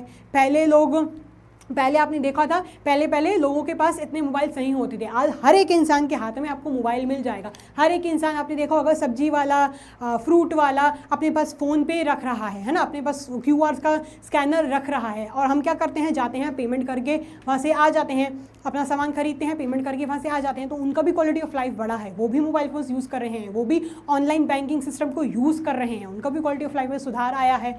ठीक है, place of women in workforce, एक ऑर्गेनाइजेशन में औरतों की, वुमेन की कितनी इंपॉर्टेंस है ना। Birth and death rate and population, हमारे देश की जो पॉपुलेशन कितनी बढ़ रही है, कितने डेथ रेट है, कितना बर्थ रेट है। ठीक है, फिर कस्टमर्स का क्या एटीट्यूड्स है इनोवेशन के लिए, लाइफस्टाइल के लिए, यानी जो चेंजेस आ रहे हैं उनका क्वालिटी ऑफ लाइफ के लिए क्या एटीट्यूड है। फिर एजुकेशन एंड लिटरेसी रेट, पहले एजुकेशन का रेट क्या था, अब कितना है ना। हाँ, एक रीजन में, एक स्टेट में कितना एजुकेशन रेट है, कितना लिटरेसी रेट है। फिर क्या ट्रेडिशंस हैं, क्या कस्टम्स हैं, लोगों की क्या आदतें हैं, कब वो उठते हैं, कब वो सोते हैं, कब वो वॉकिंग करते हैं, है ना, वो मंदिर जाते हैं, गुरुद्वारे जाते हैं, दिवाली पे पूजा करते हैं। तो ये सारी उनकी धारणा, ये सारी उनकी कस्टम्स, रीति रिवाज, ये सारी चीज़ें सोशल इन्वायरमेंट में आती हैं। ठीक है, जो समाज से डील करे, जो कहीं ना कहीं जिसका कनेक्शन हल्का सा भी अगर समाज के साथ है, तो आप समझ जाना कि सोशल इन्वायरमेंट की बात की जा रही है। ठीक है बच्चों, तो एक काम कीजिए, फटाफट नोट डाउन कर लीजिए। नहीं, एक काम करते हैं, क्वेश्चन करते हैं। हाँ, ये क्वेश्चन मैंने लगाया हुआ था, तो इसका आंसर क्या है प्लीज़ मेरे को कमेंट बॉक्स में बताएं। Answer in comment box.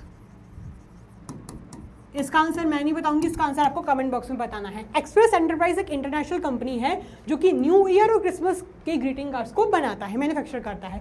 जब company started its business in India, जब कंपनी ने अपना इंडिया में बिजनेस शुरू किया, it started producing Diwali, Holi and Rakshabandhan greeting cards also. तो उस कंपनी ने क्या किया, होली के लिए, दिवाली के लिए, रक्षाबंधन के लिए भी ग्रीटिंग कार्ड्स प्रोड्यूस करना शुरू किया। तो ये पूछा जा रहा है कौन सा कंपोनेंट ऑफ इन्वायरमेंट यहाँ पर इंड्यूस हो रहा है, हाईलाइट हो रहा है। आपको ये आंसर करके बताना है कमेंट बॉक्स में। मैं देखना चाहती हूँ कितने बच्चों ने अच्छे तरीके से लेक्चर देखा है।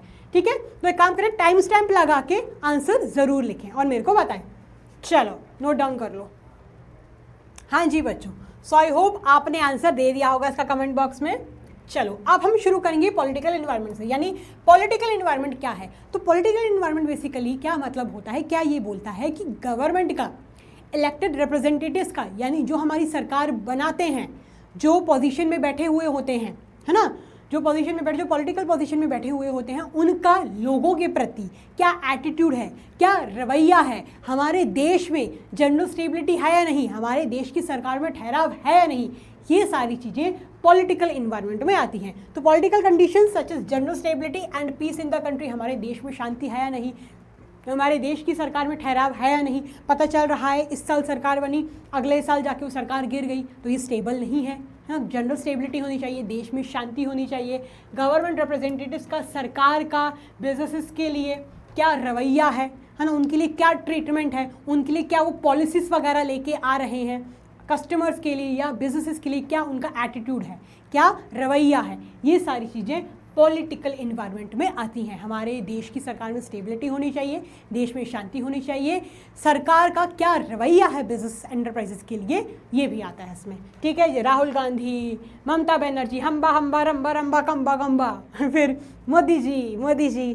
ठीक है, चलो तो अब हम जानते हैं कि पॉलिटिकल इन्वायरमेंट में कि क्या कंपोनेंट्स होते हैं। तो यहाँ से आप ये पहचान पाओगे कि यहाँ पर पॉलिटिकल इन्वायरमेंट की बात की जा रही है ना। आपसे पूछा जा सकता है, केस स्टडी में पूछा जा सकता है कि बताइए कौन से एनवायरनमेंट की बात की जा रही है। तो स्वच्छ भारत अभियान जो बीजेपी की सरकार ने शुरू किया था, तो जितने भी अभियान हैं, मूवमेंट्स हैं, वो सारे पॉलिटिकल इन्वायरमेंट में आएंगे। याद रखना, digital India, make in India, startup India, है ना, स्किल इंडिया, ये सारे जो अभियान मूवमेंट वगैरह हैं वो सारे पॉलिटिकल इन्वायरमेंट में आते हैं। स्किल इंडिया मूवमेंट जो कि बीजेपी की गवर्नमेंट ने ही शुरू किया था।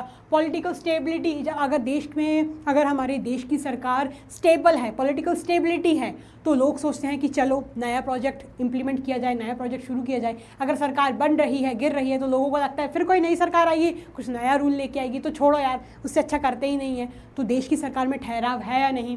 फिर present political system and profile of political leaders, जो हमारे देश के जो मेजर लीडर्स हैं उनकी क्या प्रोफाइल है, उनकी क्या इमेज है, ठीक है, कैसा पॉलिटिकल सिस्टम है। फिर कॉन्स्टिट्यूशन ऑफ द कंट्री, हमारे देश का कॉन्स्टिट्यूशन कैसा है, ये ध्यान रखना, ये पॉलिटिकल इन्वायरमेंट में आता है। अक्सर बच्चे इसको लीगल इन्वायरमेंट में लिख के आ जाते हैं, लेकिन ये पॉलिटिकल इन्वायरमेंट में आता है। हमारे देश का संविधान लीगल इन्वायरमेंट में नहीं आएगा, ये ऑलरेडी बन चुका था, काफ़ी वर्षों पहले ही BR अम्बेडकर साहब ने इसको ड्राफ्ट किया था। तो constitution of the country political environment में आता है, ठीक है, इसको लीगल में मत लिखना, प्लीज़ पे अटेंशन, इस बात पे ध्यान रखना। गवर्नमेंट इंटरवेंशन इन बिजनेस, सरकार का कितना इंटरप्शन है बिजनेसेस में, सरकार कितना स्टेक ले रही है किसी बिजनेस में। फिर फॉरेन पॉलिसी ऑफ गवर्नमेंट, सरकार की फॉरेन पॉलिसी कैसी है ना।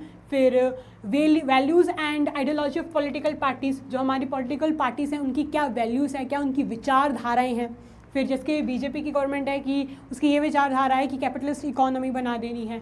फिर our country's relation with foreign countries, हमारे देश के रिश्ते नाते दूसरे देशों के साथ कैसे हैं, पाकिस्तान वालों के साथ अच्छे नहीं हैं, ना ही हमें अच्छे करने हैं।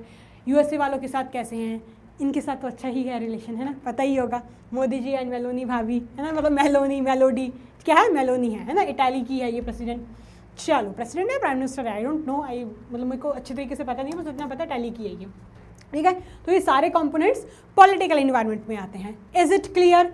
चलो अब आगे बढ़ते हैं। अब है लीगल इन्वायरमेंट। क्या है लीगल इन्वायरमेंट? तो लीगल इन्वायरमेंट क्या बोलता है कि हर बिजनेस को हमारे जो देश की जो धरती है, उसका जो कानून है, उसका पालन करना होता है, उसका फॉलो करना पड़ता है, उसका पालन करना पड़ता है। So the management of every business enterprise has to obey the law of land. यानी जो हमारे देश का जो कानून है उसका पालन करना पड़ता है, उसके खिलाफ नहीं जाना, कुछ इलीगल काम नहीं करना। So therefore it is essential for every business enterprise to have adequate knowledge of rules and regulations framed by the government. तो इसलिए ज़रूरी बन जाता है कि हर बिजनेस एंटरप्राइज को उस देश की सरकार के क्या कानून कायदे हैं, है ना, वहाँ के देश के क्या कानून कायदे हैं, ये अच्छे तरीके से पता हो। फिर legal environment includes various laws and legislative act. तो लीगल इन्वायरमेंट में क्या आता है, बहुत कानून आते हैं, अलग अलग प्रकार के लॉज आते हैं, लेजिस्लेटिव एक्ट आते हैं, है ना, जो कानून लेजिस्लेशन यानी विधानसभा विधान परिषद में बनाया जाता है, जो स्टेट का होता है बेसिकली, है ना, अलग अलग कानून आते हैं। Administrative orders issued by government authorities, जो सरकार की अथॉरिटी होती है, ध्यान से सुनना, जो सरकार की अथॉरिटीज़ होती हैं, जो सरकार के नीचे काम करते हैं, उनके जो ऑर्डर्स होते हैं वो लीगल इन्वायरमेंट में आते हैं। फॉर एन एग्जाम्पल, कलेक्टर का अगर कुछ ऑर्डर है, डिस्ट्रिक्ट कलेक्टर का अगर कुछ ऑर्डर है, अब डिस्ट्रिक्ट कलेक्टर सरकार के नीचे काम करता है, तो मान चलो कलेक्टर ने बोला कि भारी बरसात हो रही है, तो इसकी वजह से दो दिन तक स्कूल कॉलेजेस बंद रहेंगे, तो ये उसका ऑर्डर है, ये उसका एडमिनिस्ट्रेटिव ऑर्डर है, तो ये लीगल इन्वायरमेंट में आएगा, ना कि पॉलिटिकल इन्वायरमेंट में आएगा। तो जो एडमिनिस्ट्रेटिव ऑर्डर्स जो गवर्नमेंट अथॉरिटीज़ द्वारा इशू किए जाते हैं, गवर्नमेंट अथॉरिटी मतलब कलेक्टर वगैरह, है ना, कलेक्टर किस में आता है, गवर्नमेंट अथॉरिटी में आता है। फिर कोर्ट के जजमेंट्स हो गए, कोर्ट के जजमेंट्स वगैरह हो गए, कोर्ट के प्रोनाउंसिएशंस वगैरह हो गए, जो डिसीजंस जो अलग अलग कमीशंस वगैरह बनाती हैं, एजेंसीज बनाती हैं, जो हर गवर्नमेंट पे काम कर रही हैं, हर लोकल लेवल पे, हर स्टेट लेवल पे, हर सेंटर लेवल पे। अगर स्टेट गवर्नमेंट का कुछ निर्णय है ना, अगर स्टेट गवर्नमेंट की कमीशन का कुछ निर्णय है, जैसे कि मान चलो अगर कंज्यूमर प्रोटेक्शन एक्ट है, वो लीगल इन्वायरमेंट में आएगा। है ना, और भी ट्रेड यूनियन एक्ट है वो लीगल एनवायरनमेंट में आएगा। तो जितने भी एक्ट्स होते हैं वो भी लीगल एनवायरनमेंट में आते हैं, प्लस जितने भी डिसीजंस जो कमीशंस एजेंसीज जो हर एक सरकार की लेवल पे दिया जाता है, भले वो सेंट्रल हो, स्टेट हो, लोकल हो, वो भी लीगल एनवायरनमेंट में आते हैं। ठीक है, इज इट क्लियर? फिर जैसे कि the impact of legal environment can be illustrated with the help of the following government regulations to protect consumers need. तो कंज्यूमर इंटरेस्ट को प्रोटेक्ट करने के लिए सरकार कुछ वार्निंग्स वगैरह भी इशू करती है। The advertisement on alcoholic products is prohibited, जैसे कि अल्कोहलिक प्रोडक्ट्स पे लिखा रहता है कि अल्कोहल आपकी कंजम्पशन के लिए अच्छी नहीं है, लिखा रहता है smoking is injurious to health. ये सब वार्निंग ऐड करनी पड़ती है, ये स्टैट्यूटरी वार्निंग होती है। क्या होती है ये? स्टैट्यूटरी वार्निंग होती है। लिखा रहता है cigarette smoking is injurious to your health. आप देखते हैं मूवी वगैरह देखने जाते हैं तो उसके पहले भी एक आध ऐसी पिक्चर लगा देते हैं कि किसी को कैंसर हो गई, है ना, किसी को मुंह वाली कैंसर हो गया, आपने से एड्स वगैरह देखे होंगे ना, वो लीगल एनवायरनमेंट में ही आते हैं। ठीक है, फिर advertisement as baby food must necessary inform the potential buyers that mother's milk is the best milk, है ना। ये ऐसे एडवर्टाइजमेंट लगाने की बेबी के लिए, बच्चे के लिए कौन सा फूड सबसे बेस्ट रहेगा। All this regulations must be followed by advertisers. तो ये सारी चीज़ों को एडवर्टाइजर्स द्वारा पालन किया जाता है। एडवर्टाइजर मतलब वो कंपनीज ही होती हैं, अपना बिजनेस चला रहे होते हैं। तो उन एडवर्टाइजर्स को जो सरकार की द्वारा जो वार्निंग्स दी जाती हैं उनको प्रॉपरली मेंशन करना पड़ता है। ठीक है, उनको प्रॉपरली मेंशन करना पड़ता है। Is it clear? फिर नेक्स्ट है टेक्नोलॉजिकल एनवायरनमेंट। नेक्स्ट क्या है? टेक्नोलॉजिकल एनवायरनमेंट, ये लास्ट है। तो टेक्नोलॉजिकल एनवायरनमेंट क्या बोलता है? किसी भी अगर प्रोडक्ट में, है ना, अगर हमारे देश के प्रोडक्ट में, अगर हमारे देश की टेक्नोलॉजी में, अगर देश क्या मतलब कहीं की भी टेक्नोलॉजी में अगर इम्प्रूवमेंट आ रहा है, इनोवेशन आ रहा है, कुछ नई टेक्नोलॉजी आ रही है, पुरानी टेक्नोलॉजी में अगर इम्प्रूवमेंट आ रहा है, तो वो सारी चीज़ें टेक्नोलॉजिकल एनवायरनमेंट में आएंगी। जैसे कि मैं फ़ोन पे से पेमेंट करती हूँ, पहले ऑनलाइन बैंकिंग का सिस्टम नहीं था, अब ऑनलाइन बैंकिंग आ गया, ई बैंकिंग आ गया है, डिजिटल कैश लोग यूज़ कर रहे हैं, तो वो सारी चीज़ें टेक्नोलॉजिकल एनवायरनमेंट में ही आएंगी। ठीक है, so forces related to scientific improvements and innovations which provide new ways of producing goods and services. तो ऐसी फोर्सेस जो साइंटिफिकली इंप्रूवमेंट्स प्रोवाइड करें, नए आइडियाज़, नए प्रोडक्ट्स, नए इनोवेशंस प्रोवाइड करें, जिससे नए तरीके निकल के आए गुड्स एंड सर्विसेज को प्रोड्यूस करने के लिए। ठीक है, फिर services and new ways of operating business. क्या नए तरीके होते हैं बिजनेसेस को ऑपरेट करने के, वो आता है टेक्नोलॉजिकल एनवायरनमेंट में। ठीक है, टेक्नोलॉजी है। ठीक है, तो ऐसी सारी चीज़ें जिसमें टेक्नोलॉजी के रिगार्डिंग इम्प्रूवमेंट है, वो टेक्नोलॉजिकल एनवायरनमेंट में काउंट होती हैं। Is it clear? जैसे कि इसकी तो बहुत सारे एग्जाम्पल्स हैं, बहुत कॉमन बहुत सारे एग्जाम्पल्स हैं। इनफैक्ट सबसे ईजी कैप्चर करना यही है आई गेस। जैसे कि एडवर्टाइजिंग के लिए CD रोम्स, कंप्यूटर से इन्फॉर्मेशन वगैरह यूज़ करना, इंटरनेट का यूज़ करना, ऑनलाइन सेल करना, ग्रोसरी आइटम्स को आजकल बहुत कॉमन हो रहा है। फटाफट जोमेटो से, ब्लिंकिट से ऑर्डर कर दिया, भूख लग रही है जोमेटो से कुछ ऑर्डर कर लिया, कुछ सामान खत्म हो गया ब्लिंकिट से ऑर्डर कर लिया। ऑनलाइन बुकिंग होती है आजकल टिकट्स की, रेलवे टिकट्स की, बुक माई शो से जाके आप टिकट को बुक कर सकते हैं, अपनी मूवी की टिकट को वगैरह को बुक कर सकते हैं, सीट नंबर तक को आप बुक कर सकते हैं। टेक्नोलॉजिकल एडवांसमेंट आ गया है कस्टमर केयर में, है ना, वेरियस एयरलाइंस में, होटल्स में। अगर हमें कहीं जाना है तो गोआईबीबो वगैरह से बुक, और भी अलग अलग ऐप्स हैं, उनसे हम क्या कर सकते हैं, होटल वगैरह को भी बुक कर सकते हैं, है ना। फिर कंटिन्यूइंग इनोवेशन आ रहा है लेजर्स में, है ना, लेज़र टेक्नोलॉजी में, रोबोटिक्स में, बायोटेक्नोलॉजी में, फूड प्रिजर्वेटिव्स में, मशीन्स वगैरह में, दवाइयों में, ये भी टेक्नोलॉजिकल एनवायरनमेंट ही है। फिर shift from vacuum tubes to microchips, अब माइक्रोचिप्स आ गई हैं, पहले वैक्यूम ट्यूब्स वगैरह चलते थे। फिर क्या है, टाइपराइटर टू वर्ड प्रोसेसर, पहले टाइपराइटर चलते थे, वर्ड प्रोसेसर्स आ गया है। पहले कार्बन पेपर चलता था कुछ छापने के लिए, फोटोकॉपी मशीन्स आ गई हैं। अब बहुत सारे इन्वेंशंस हो गए हैं, साइंटिफिकली भी बहुत नए इन्वेंशंस हो गए हैं। फिर IT सेक्टर में चेंज आ गया है, टेक्नोलॉजी IT सेक्टर आज बहुत आगे बढ़ गया है, काफ़ी आगे बढ़ गया है। इंपोर्टेंट एक्सपोर्ट ऑफ टेक्नोलॉजी, हमारे देश में हमारा जो देश है इतना टेक्नोलॉजिकल एडवांस देश नहीं है, तो हमारा देश टेक्नोलॉजी कहाँ से लेता है, ज़्यादातर USA वगैरह से ही लेता है। तो उसको हम उसको वो USA वाले एक्सपोर्ट कर रहे हैं हमारे देश में, तो वो भी इसी में आता है, टेक्नोलॉजिकल एनवायरनमेंट में ही आता है। ऑनलाइन बुकिंग करना टिकट्स वगैरह की, मूवी की, रेल की, एयर की, है ना। AI आ गया है, ChatGPT, ग्रॉक, ये सारे क्या हैं, किसके एग्जाम्पल्स हैं, टेक्नोलॉजिकल एनवायरनमेंट के एग्जाम्पल्स हैं। ठीक है, किसके कीवर्ड्स हैं, टेक्नोलॉजिकल एनवायरनमेंट के कीवर्ड्स हैं। तो अगर इसके रिगार्डिंग कुछ भी क्वेश्चन आता है प्लीज़ कंफ्यूज मत होना। ठीक है बच्चों, ठीक है बच्चों। चलिए गाइस, आई होप आपने नोट कर लिया। अब हम पढ़ेंगे हमारा लास्ट टॉपिक जिसका नाम है डीमोनेटाइजेशन। तो इस शब्द के बारे में आपने तो सुना ही होगा, है ना। शायद जब ये हुआ था आप बहुत छोटे हुए होगे, है ना। मैं कितने साल की थी ये नहीं बताऊंगी वरना आप मेरी एज कैलकुलेट करोगे। चलो चलो बताती हूँ। तो डीमोनेटाइजेशन को हिंदी में बोला जाता है नोटबंदी। क्या हुआ था नवंबर 8 2016 को 8 नवंबर 2016 को क्या कर दिया गया था, हमारे देश की सरकार ने पुराने 500 जो उस वक्त के एग्जिस्टिंग 500 और 1000 के नोट्स थे उनको सर्कुलेशन से निकाल दिया गया था। उनको मतलब बैन कर दिया गया था कि ये जो नोट्स हैं 500 और 1000 के ये वैलिड नहीं है, they are no longer valid in our circulation. उसको इनवैलिड घोषित कर दिया गया था, उसको क्या कर दिया गया था, बैन कर दिया गया था काइंड ऑफ, है ना। तो उसकी वजह से 86% की विड्रॉल हुई थी, उसकी वजह से 86% की विड्रॉल हुई थी।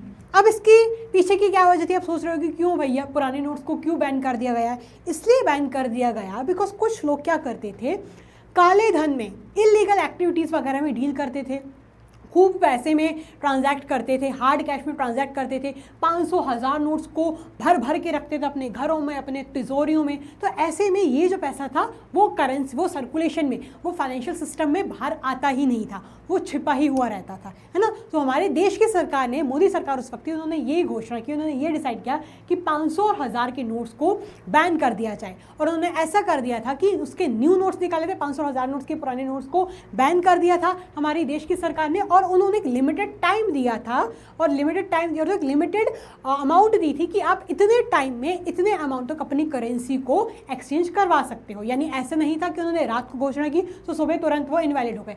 ये मौका दिया था कुछ दिनों के लिए, कुछ एक लिमिटेड टाइम के लिए, कि आप अपने पुराने 500 और 1000 के नोटों को क्या कर सकते हो, एक्सचेंज करवा सकते हो। अब ऐसे में जिन लोगों ने अच्छा काला धन कमाया हुआ था, अच्छा पैसा छुपा छुपा के रखा हुआ था, उन लोगों के लिए तो दिक्कत हो गई। अब इतने सारे पैसे को वो एक बार में कुछ दिनों में तो भैया एक्सचेंज करवा नहीं सकते, है ना। तो वो जो उनका पैसा था वो तो इनवैलिड ही हो गया, वो तो काइंड ऑफ जो वो पैसा था, पुराने जो 500 और 1000 के जो नोट्स थे वो अब पैसा नहीं हुए, कागज़ का टुकड़ा ही बन के रह गए थे महज। ठीक है। सो ये मकसद था डीमोनेटाइजेशन का कि करप्शन को, भ्रष्टाचार को कम किया जाए, भ्रष्टाचार को खत्म कर दिया जाए। Counterfeiting the use of high denomination notes for illegal activities, जो लोग इलीगल एक्टिविटीज़ के लिए 500 और 1000 के नोट्स को यूज़ करते थे। अब जायज़ सी बात है, ट्रांजैक्शन के लिए अगर हम कुछ पेमेंट वगैरह कर रहे हैं, अगर 2-2 करोड़ में, 4-4 करोड़ में अगर हम डील कर रहे हैं, तो अगर 100-100 के 50-50 के नोट लेके जाएंगे तो भैया वो फिर जो 100-100 50-50 के जो नोट्स के लिए ना, वो हमें कम से कम 7-8 सूट केसेस लग जाएंगे, है ना। तो इतने में तो सामने वाले को समझ आ ही जाएगा कि यहाँ पर तो कुछ इलीगल हो रहा है। तो लोग 500 और 1000 के नोट्स में डील करते थे। इसलिए क्या किया गया, उन नोट्स को, उन पुराने नोट्स को डुप्लीकेट के, उन पुराने नोट्स को बैन कर दिया गया बिकॉज वो इलीगल एक्टिविटीज़ के लिए काम आ रहे थे। And specially the accumulation of black money generated by not declaring in income to income tax authorities. और लोग क्या करते थे, ऐसा पैसा बाहर ही नहीं आने देते थे, इनकम टैक्स वालों तक सूचना मिलती ही नहीं थी। बिकॉज ऑफकोर्स क्या पता चल रहा है, अगर मैं आपको 50 लाख रुपए हार्ड कैश में दे रही हूँ तो सामने वाले को तो खबर आएगी नहीं ना। लेकिन अगर मैं आपके खाते में पैसे डाल रही हूँ, 1 लाख भी डाल रही हूँ, तो सामने वाले को ज़रूर खबर पहुँच जाएगी। इनकम टैक्स वालों को, बैंक वालों को हर एक चीज़ पे नज़र रहती है फिर, है। तो इसकी वजह से क्या कर दिया गया था, पुराने 500 और 1000 के नोट्स को बैन कर दिया गया था। ठीक है। फिर अब हम जानते हैं कि इसके फीचर्स क्या हैं, डीमोनेटाइजेशन के क्या फीचर्स निकल के आए, आइए समझते हैं इसको। So demonetisation as a tax administration measure, यानी टैक्स एडमिनिस्ट्रेशन मेजर था ये। क्यों भैया, ताकि लोग अपना टैक्स भरें, जितना वो कमा रहे हैं उतना टैक्स भरें, पैसे को छिपा छिपा के ना रखें। अब क्या होता है, सैलरीज लोगों के अकाउंट में आ रही हैं, सब ट्रांजैक्शन ऑनलाइन हो रहा है, तो साफ साफ दिख रहा है कि कितना ट्रांजैक्शन हो रहा है, कितने लोगों के अकाउंट में आ रहा है, कितना जा रहा है, सामने वाला कितना कमा रहा है। अब ये पूरा विटनेस हो रहा है, ट्रांसपेरेंसी आ गई है। लेकिन पहले ऐसा नहीं होता था, पहले समझ ही नहीं आता था सामने वाले को कि क्या चल रहा है, पीठ पीछे क्या चल रहा है, कुछ पता नहीं चलता था। तो एक टैक्स एडमिनिस्ट्रेशन मेजर था ताकि लोग टैक्स को इवेड ना करें, टैक्स को अवॉइड ना करें, अपनी कम इनकम ना बताएं। अगर मान चलो किसी की इनकम है 1 करोड़ और वो 50 लाख बता रहा है, तो वो टैक्स को उतना ही, अगर वो 50 लाख बता रहा है तो 50 लाख के हिसाब से टैक्स भरेगा, तो टैक्स को इवेड ना करें, है ना। So due to demonetisation people had to declare the cash holding to get it exchange from bank. तो जिन लोगों के पास भी उतने नोट्स थे उनको एक्सचेंज कराने पड़े, तो वो बाहर निकल के आए, वो सामने आए। So these having black money had to declare their unaccounted wealth and pay tax with penalty. तो जिन लोगों के पास काला धन था उन लोगों को टैक्स भरना पड़ा, उन पैसों पे प्लस पेनल्टी भी देनी पड़ी। ठीक है, फिर non tolerance of tax evasion. Demonetisation also indicated that government will no longer accept tax evasion. तो डिमोनेटाइजेशन की वजह से क्या हुआ, सरकार ने ये साफ साफ डिक्लेयर कर दिया डायरेक्टली इनडायरेक्टली कि अब हम टैक्स एवेशन को एक्सेप्ट नहीं करेंगे। लेकिन लोग उस वक्त क्या करते थे, जब हार्ड कैश में डीलिंग्स चलती थी, अपनी इनकम कम दिखा के कम टैक्स भर देते थे। लेकिन अब क्या हो गया, अब सारे ट्रांजैक्शंस ऑनलाइन हो रहे हैं तो ऐसा नहीं हो पाता है। ठीक है, फिर tax administrating and channelising savings into formal financial system. अब ये जो पैसा है ये फाइनेंशियल सिस्टम में आ गया है, फाइनेंशियल सिस्टम के लूप में आ गया है। पहले क्या हम पैसा कमा रहे हैं, उस पैसे को छुपा के रख रहे हैं, वो पैसा बाहर निकल के आता ही नहीं था। लेकिन अब हम जितना कमा रहे हैं अपने बैंक्स में उसको डिपॉजिट करते हैं, वो फिर बैंक्स वाले उसको फर्दर लोन ग्रांट करते हैं, उस पैसों से उसको इन्वेस्ट करते हैं, तो ये फाइनेंशियल सिस्टम में आ जाता है, फाइनेंशियल सिस्टम में से एंटर कर जाता है। ठीक है, so demonetisation led to tax administration channelising savings into the formal financial system, ताकि जो सेविंग्स हो वो हमारी फॉर्मल फाइनेंशियल सिस्टम में आए, हमारे देश के इस फाइनेंशियल सिस्टम में। As much of the cash deposited people for exchange will be offered to people for loan under new schemes. अब क्या होगा, जो लोग अपना पैसा डिपॉजिट करेंगे बैंक में, उसकी वजह से बैंक क्या करेंगे, लोन्स वगैरह ग्रांट करेगा, इन्वेस्टमेंट वगैरह देगा, इन्वेस्टमेंट देके प्रॉफिट कमाएगा और लोन्स वगैरह ग्रांट करके इंटरेस्ट कमाएगा। तो सब ये फाइनेंशियल सिस्टम के लूप पे आ जाएगा पैसा। ठीक है, फिर क्रिएटिंग कैशलेस डिजिटल कैशलाइट इकोनॉमी। अब तब से लेके जब नोटबंदी हुई, डिमोनेटाइजेशन से लेके आज तक काफ़ी चेंज आया है डिजिटल कैश में, ई बैंकिंग में। यानी पहले लोग डरते थे कि भैया हमारे साथ कुछ स्कैम ही ना हो जाए। आज भी लोग डरते हैं, लेकिन पहले लोग ट्रांजैक्ट करते ही नहीं थे ऑनलाइन सिस्टम में ई बैंकिंग की मदद से। लेकिन लोग आज ई बैंकिंग का यूज़ कर रहे हैं, बिकॉज लोगों को डर लगता है कि अगर हमने काला धन छुपा के रखा, खूब पैसा दबा के रखा और सरकार ने फिर से नोट्स पे बैन लगा दिए तो भैया हमारी बैंड बच जाएगी। इसलिए बेटर यही है कि अब हम सब कुछ फाइनेंशियल सिस्टम में ही एंटर कर देते हैं हमारा पैसा। ठीक है, so another feature of demonetisation is creating a cashless cashlite economy. यानी कैशलेस, ऐसा इसका मतलब ये नहीं कि कंगाल कर दो, कैशलेस बोले तो हार्ड कैश में डील मत करो, उसको बैंक्स में जाके डिपॉजिट करो। फिर debt is channelising more saving through the formal financial system and improving tax compliance. यानी उस पैसे को आप सेव करो, आप बैंक में जाके डिपॉजिट करो और फिर वैसे में वो जो पैसा होगा फाइनेंशियल सिस्टम में एंटर करेगा। ठीक है, और अपना टैक्स प्रॉपरली कंप्लाई करो, प्रॉपर अपना टैक्स भरो। Due to non-availability of cash at the time of demonetization, people started shifting to digital cases. अब क्या हुआ उस वक्त, अब कैश नहीं था, लोग डर भी गए, तो उस वजह से लोग अब क्या करने लगे, डिजिटल केसेस पे शिफ्ट होने लगे। UPI payment system picked up great pace since then. तब से लेके अब तक यूपीआई ने बहुत तेज़ की रफ्तार, एक तेज़ रफ्तार पकड़ ली है। हम देखते हैं हमें कुछ भी करना होता है, हम तुरंत ऑनलाइन पेमेंट कर देते हैं, है ना। फिर although there are arguments against these digital transactions, लेकिन इन डिजिटल ट्रांजैक्शंस के लिए कुछ आर्ग्यूमेंट भी निकल के आए। यानी वही है ना, अगर कुछ पॉजिटिव नोट्स निकल के आ रहे हैं तो कुछ नेगेटिव नोट्स भी निकल के आएंगे। ऐसे लोग तो बैठे ही रहते हैं जो हर चीज़ को क्रिटिसाइज करते हैं। तो आइए देखते हैं किन मुद्दों पे, किन चीज़ों पे इस यूपीआई पेमेंट सिस्टम को, डिजिटल सिस्टम को क्रिटिसाइज किया गया। तो सबसे पहला था कि उसके लिए सेल फोन्स की रिक्वायरमेंट होती है और पीओएस मशीन्स की, बोले तो पॉइंट ऑफ सेल मशीन्स की रिक्वायरमेंट होती है। यानी एक कस्टमर के पास, एक बिजनेसमैन के पास भी फ़ोन तो होना ही चाहिए, बिकॉज हम क्या करते हैं, ट्रांजैक्शंस किससे करते हैं, पेमेंट किससे करते हैं, अपने मोबाइल से करते हैं। अगर हमारे पास मोबाइल ही नहीं होगा तो हम पेमेंट कैसे करेंगे, है ना, हम पेमेंट कैसे करेंगे। तो ये आर्ग्यूमेंट निकल के आए कि लोगों को उसके लिए मोबाइल खरीदना पड़ेगा, टच पैड वाला iOS एंड्रॉइड्स वगैरह खरीदने पड़ेंगे, और बिजनेसमैन को अपने साथ पॉइंट ऑफ सेल मशीन्स रखनी पड़ेंगी। पॉइंट ऑफ सेल मशीन्स आपने देखी होंगी, आप किसी भी स्टोर वगैरह में जाते हो, अपना कार्ड वगैरह इंसर्ट करते हो या उनकी स्क्रीन पर स्कैनर आता है, फिर आप उसको पेमेंट कर देते हो, है ना। फिर उधर से बिल निकल के आता है, बिल जनरेट होकर आता है, वो उनकी पॉइंट ऑफ सेल मशीन्स होती हैं। तो ये बात निकल के कि बिजनेसमैन को अपने साथ पॉइंट ऑफ सेल मशीन्स रखने पड़ेंगी और कस्टमर्स को मोबाइल खरीदने पड़ेंगे, है ना। जो गरीब लोग हैं वो कैसे करेंगे इसको मैनेज। फिर था कि रिक्वायरमेंट ऑफ इंटरनेट कनेक्टिविटी। अगर चलो मोबाइल ले भी लिया, मोबाइल में इंटरनेट होना चाहिए, इंटरनेट के लिए पैसा लगेगा, है ना। The disadvantages are counter balance when understanding that it helps people into the formal economy, thereby increasing financial savings and reducing tax evasion। तो इन बातों को काउंटर अटैक किया गया कि नहीं, इससे पैसा हमारा इकोनॉमी में ही आएगा, है ना। लोगों ने ये क्रिटिसाइज़ किया कि भाई इसके लिए मोबाइल रखना पड़ेगा, मोबाइल के लिए इंटरनेट रखना पड़ेगा, इंटरनेट के लिए हमें पैसा भरना पड़ेगा, लेकिन फिर एट द एंड पॉजिटिवली यही नोट निकल के आया कि जब पैसा फाइनेंशियल सिस्टम में आएगा, एंटर होगा, तो किसी भी प्रकार लोग इलीगल एक्टिविटीज़ में नहीं डील कर पाएंगे। ठीक है, तो यही था डीमोनेटाइजेशन और डीमोनेटाइजेशन के कुछ फीचर्स। सो आई होप बच्चों आपको ये सेशन बहुत अच्छा लगा होगा, ये लेक्चर बहुत अच्छा लगा होगा।